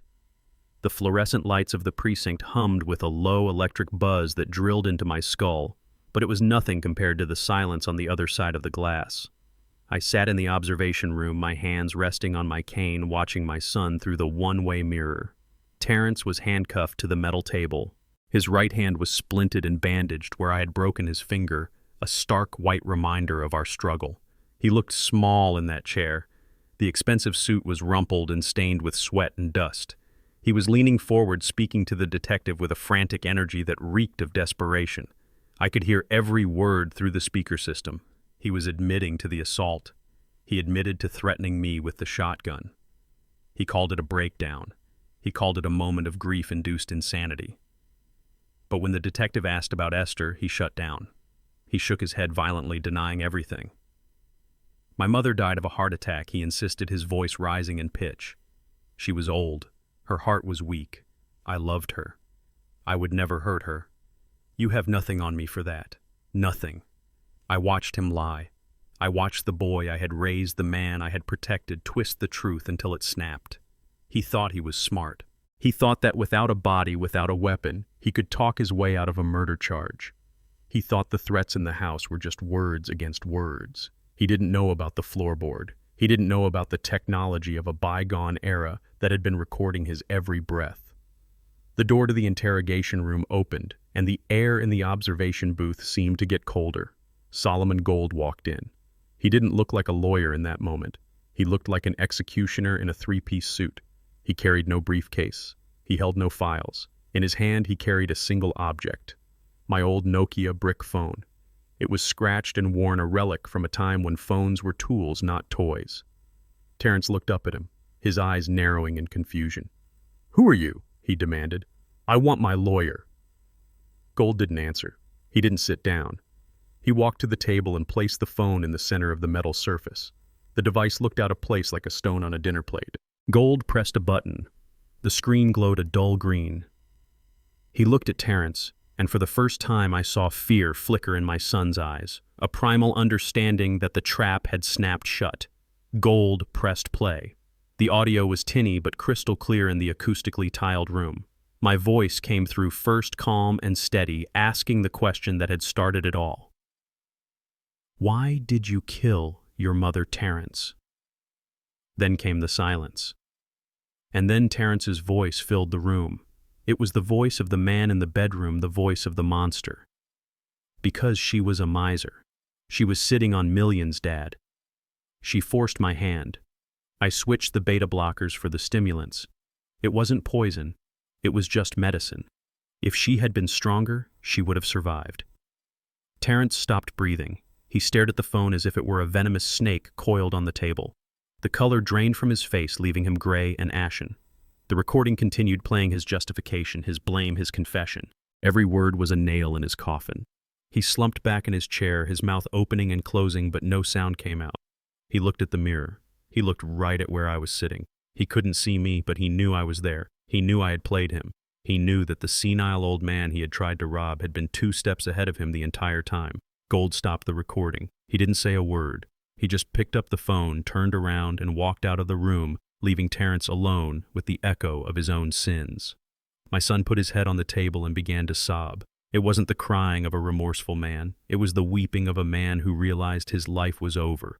The door to the observation room opened and Detective Johnson stepped in. He looked tired but satisfied. He held a file in his hand.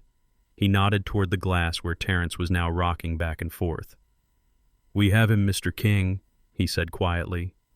"That recording is admissible. It proves premeditation. It proves motive. But that is not all." He opened the file and laid a transcript on the console in front of me. "We have been questioning your daughter-in-law in the next room. She didn't hold up as well as he did. The moment we told her we had the recording of Terrence, she cracked. She is singing like a canary to save her own skin. She confessed to everything, Mr. King. She admitted to opening the credit cards in your name. She admitted to the identity theft. She admitted to poisoning the dog to test the powder. And most importantly, she gave a sworn statement that she witnessed Terrence throwing away the real heart medication and replacing it with the stimulants. She said he bragged about it. She said he called it the perfect crime." I looked down at the transcript. Tiffany's words were there in black and white, confirming every horror I had suspected. She was throwing him to the wolves to get a plea deal. There was no loyalty among thieves. There was no love in that house, just greed and survival. I felt a heavy weight settle in my chest. It was the finality of it. My family was gone. My wife was murdered. My son was a killer. My daughter-in-law was an accomplice. I was the last one standing in the ruins of the King legacy. Detective Johnson cleared his throat. He looked uncomfortable, shifting his weight from one foot to the other. He closed the file and looked me in the eye. "There is one more thing, Mr. King," he said, his voice grave. "The recording and the testimony are strong. But to secure a conviction for first-degree murder beyond a reasonable doubt, we need physical evidence. We need to prove that the stimulants were in her system. We need to prove that it wasn't a natural heart attack." I knew what was coming. I had known it since the moment Thorne showed me the photos, but hearing it out loud didn't make it any easier. "We need to exhume Esther's body," Johnson said softly. "We need to run a toxicology screen. I know this is asking a lot. I know you just buried her. But we need your permission to bring her back up." I looked through the glass at my son. He was broken, defeated, but he was still alive.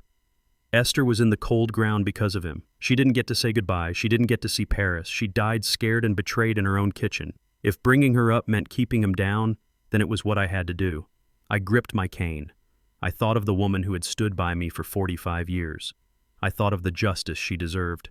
"Do it," I said, my voice hard as stone. "Dig her up, find the poison, and bury him with it." The morning they dug up my wife, the sky was the color of a bruise. I stood at the edge of the cemetery plot, leaning heavy on my cane while the machinery roared. It was a profane sound, a backhoe tearing into the earth where I had laid her to rest only a week before. Every scoop of dirt felt like a physical blow to my own body. I had spent 45 years protecting Esther. I walked on the sidewalk side of the street. I checked the locks at night. I made sure her car had oil.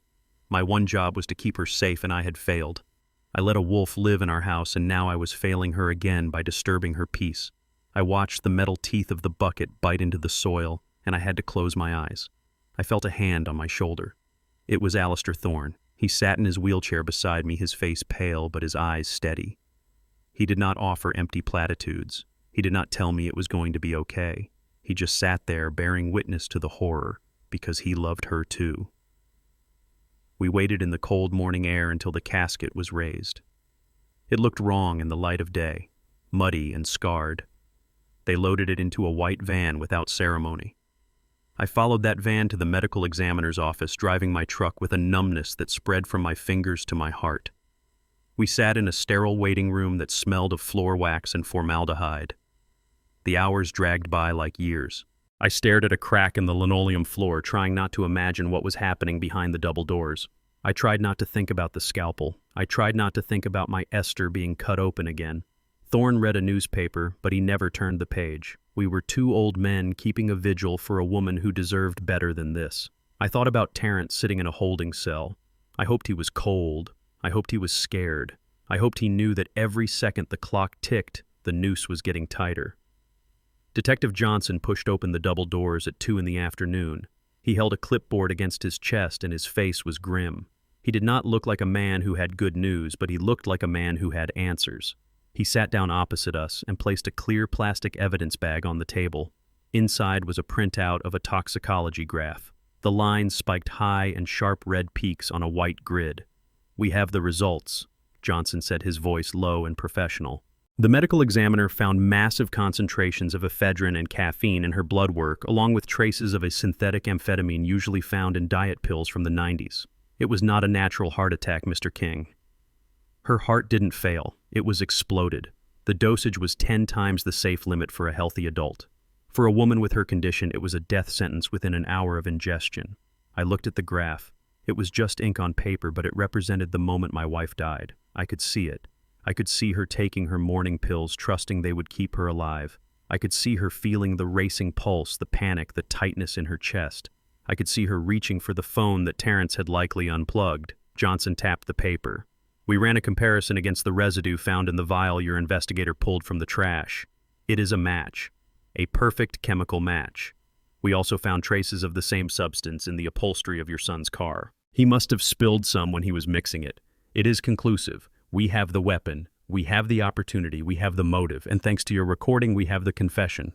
The numbness in my body evaporated. It was replaced by a cold, hard weight of finality. It was real. It wasn't a suspicion. It wasn't a nightmare. My son murdered my wife. He poisoned her. He watched her die. And he did it for money he owed to thugs. I felt a tear slide down my cheek. Just one. I wiped it away angrily. I looked at Thorne. He nodded slowly. His eyes were wet too.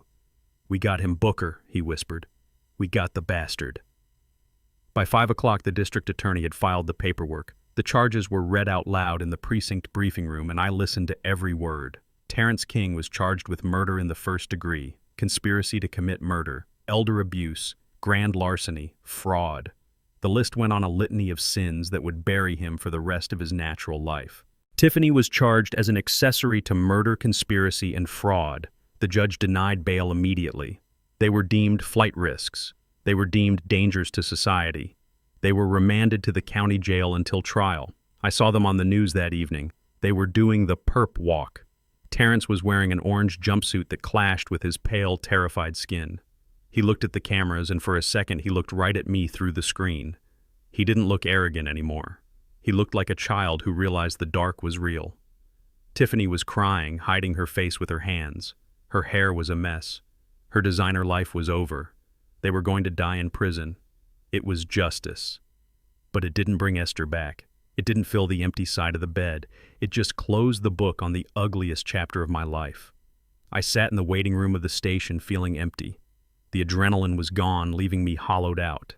I was an old man with no wife and no son. I was alone. Solomon Gold walked in. He looked fresh despite the long day. He carried a thick manila envelope under his arm. He sat down next to me.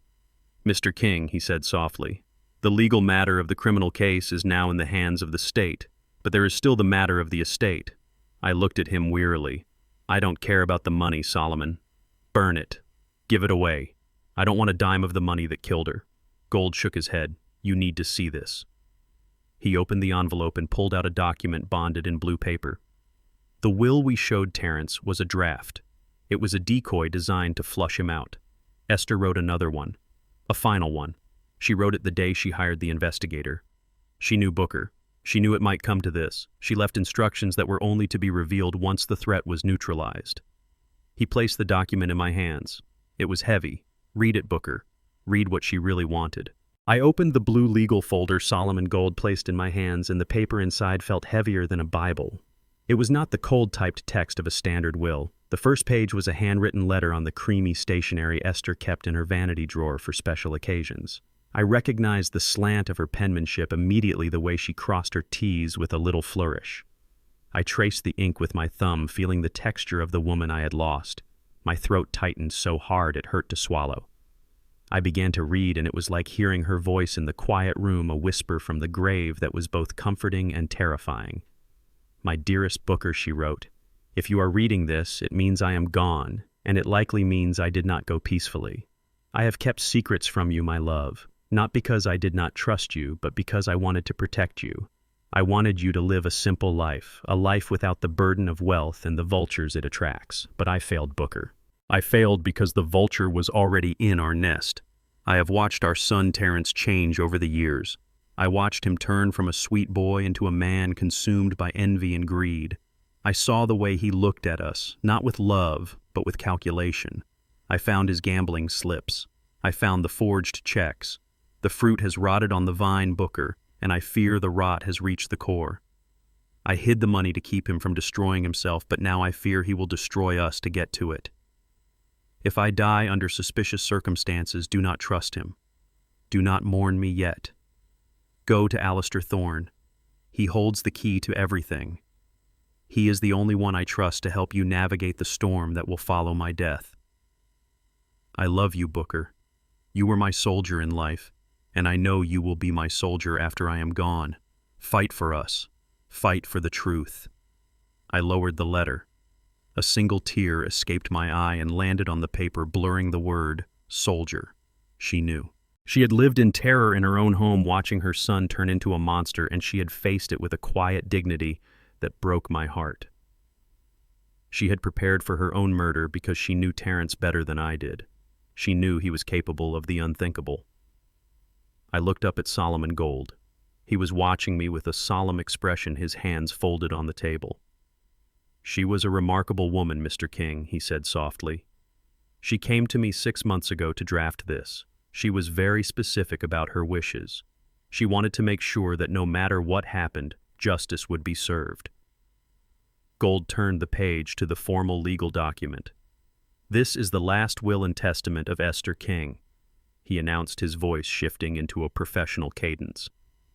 "It supersedes all previous documents, including the draft we showed your son. Article 1 regarding the disposition of assets to immediate family. To my son, Terrence King, I leave the sum of $1 US. I stared at the document. $1. It was not an oversight. It was a deliberate, calculated insult. In the eyes of the law, leaving him nothing might allow him to argue he was forgotten by mistake. Leaving him $1 meant she remembered him. She considered him, and she decided that was exactly what he was worth. It was a final slap in the face from the grave, a message that she saw him for exactly what he was. Article 2 Gold continued. To my daughter-in-law, Tiffany King, I leave absolutely nothing. I leave her with the knowledge that her greed yielded no reward. Article 3 regarding the residuary estate. To my husband, Booker King, I leave the entirety of my estate, real and personal. This includes the primary residence on Elm Street, the contents of all safety deposit boxes, the investment portfolio managed by Thorne Industries, and the liquid assets held in the offshore trust totaling $3,200,000. $3 million. The number was staggering. It was a fortune that could have bought us a life of luxury. We could have traveled. We could have bought a house by the ocean. We could have lived like kings. Instead, we lived in a drafty house with a son who plotted our demise because we were too afraid to show our hand. The money didn't feel like a blessing. It felt like blood money. It felt like the price of my wife's life. I looked at the numbers on the page, and all I could see was the vial of poison. All I could see was Terrence's face as he watched her die. Mr. King Gold said, pulling me out of my thoughts, "The assets are yours. They are already transferred to your name. You can do whatever you wish with them. You can buy a yacht. You can burn it. It is yours." I stood up and walked to the window of the police station. Outside, the city was moving on. People were walking their dogs, driving to work, living lives that hadn't been shattered by betrayal. I thought about the house on Elm Street. I thought about the kitchen where Precious died. I thought about the bedroom where Terrence held a shotgun to my head. I thought about the living room where Tiffany ripped apart the sofa. It wasn't a home anymore. It was a crime scene. It was a mausoleum of bad memories and spilled blood. I couldn't go back there. I couldn't sleep in that bed. I couldn't eat in that kitchen. The walls had absorbed the hate and the fear, and no amount of paint would ever cover it up. Sell it, I said without turning around.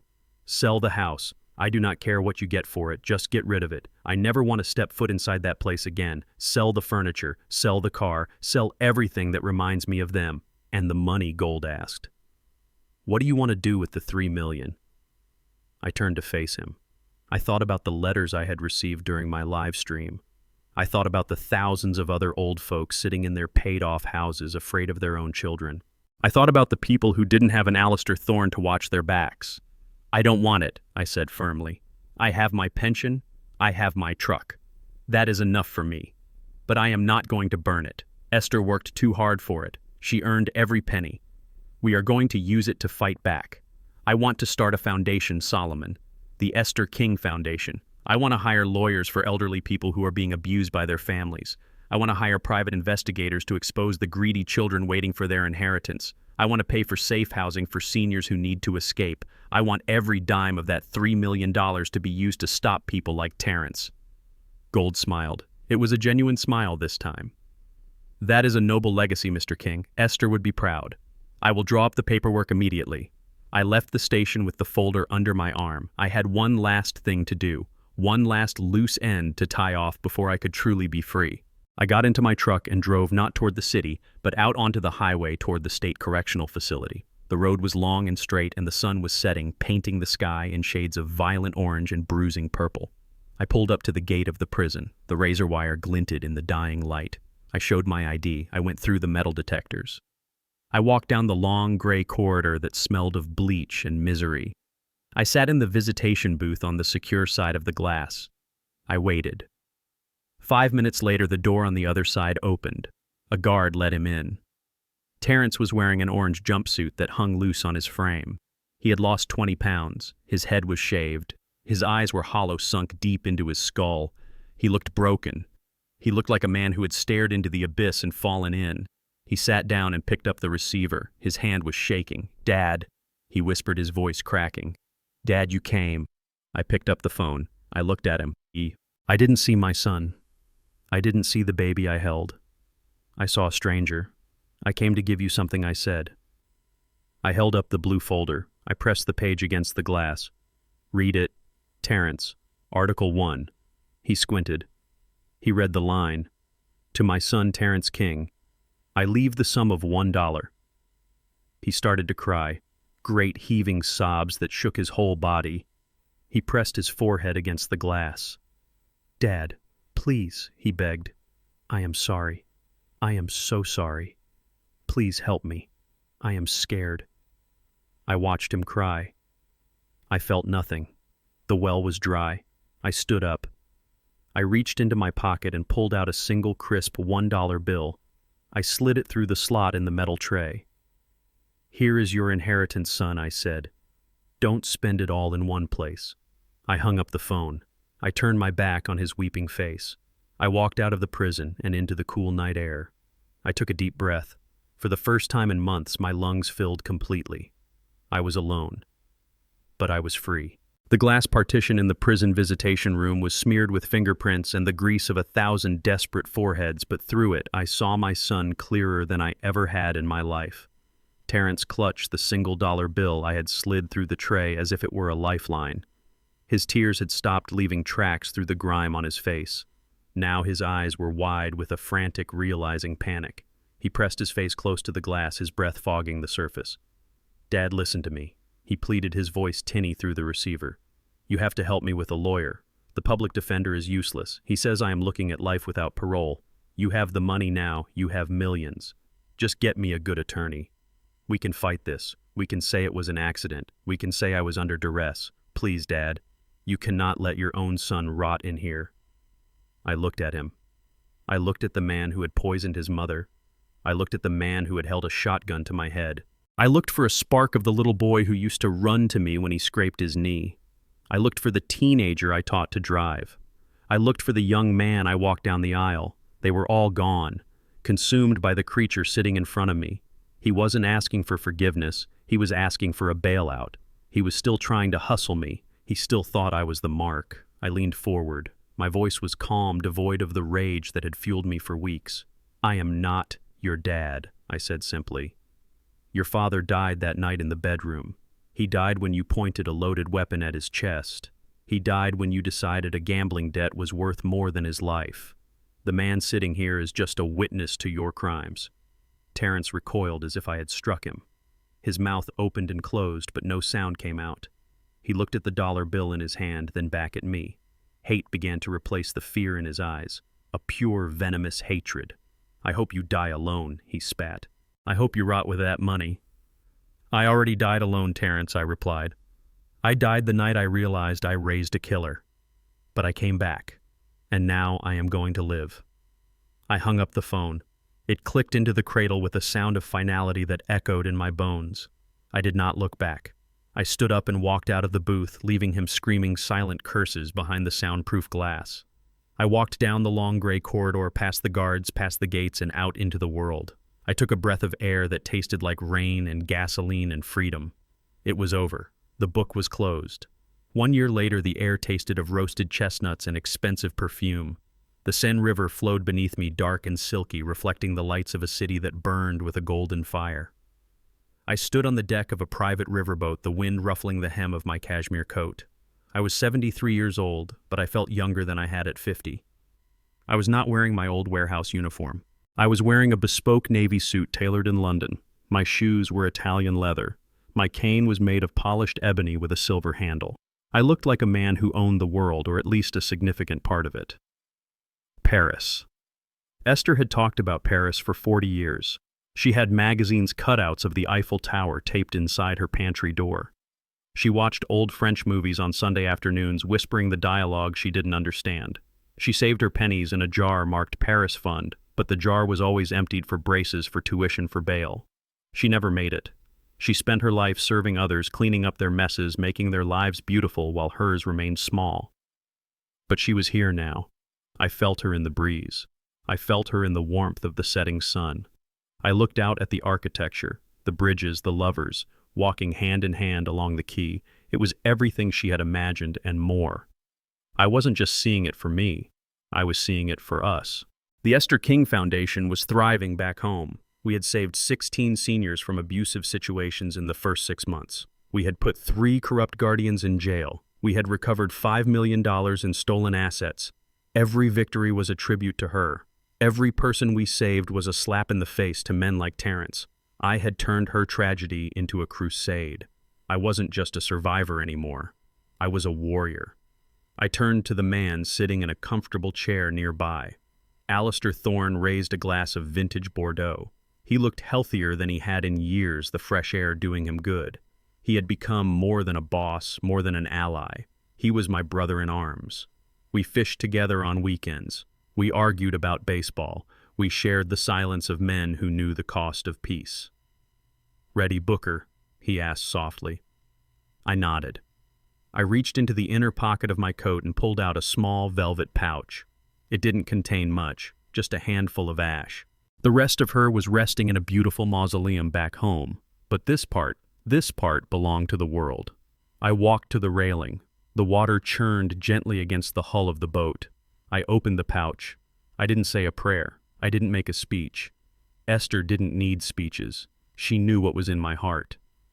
I tilted the pouch. The gray dust caught the wind, swirling for a moment in the golden light before settling onto the surface of the river. It drifted away, carried by the current toward the sea, toward adventure, toward eternity. "Go see the world, my love," I whispered. "You earned it." I watched until the last speck disappeared into the dark water. A profound sense of lightness washed over me. The knot of grief that had lived in my chest for a year finally loosened. She wasn't gone. She was just everywhere. I turned back to Thorne. He handed me a glass of wine. The crystal clinked as we touched glasses. A sound of celebration, not mourning. "To Esther," Thorne said. "To Esther," I replied, "and to justice." We drank. The wine was rich and complex like the life we had lived. I looked up at the sky where the first stars were beginning to appear over the city of lights. I thought of Terrence in his cell staring at a concrete wall. I thought of Tiffany working in a diner trying to pay off her fraud restitution. I thought of the past, but then I let it go. I smiled. It wasn't the grim smile of a soldier. It wasn't the sad smile of a widower. It was the smile of a man who had walked through fire and come out the other side with his soul intact. "We are free, Esther," I whispered to the wind. "We are finally free." The screen fades to black, leaving only the sound of the river flowing toward the sea. This journey taught me that sharing blood doesn't mean you share a heart. For years I excused my son's greed, mistaking his manipulation for misguided ambition. I learned the hard way that true family isn't inherited. It is built through loyalty, respect, and unwavering support. I found more brotherhood in a former stranger than in the child I raised. We must stop excusing abuse just because it comes from relatives. Never set yourself on fire to keep someone else warm. Sometimes the ultimate act of self-respect is cutting the toxic roots of your family tree to finally let the light back in.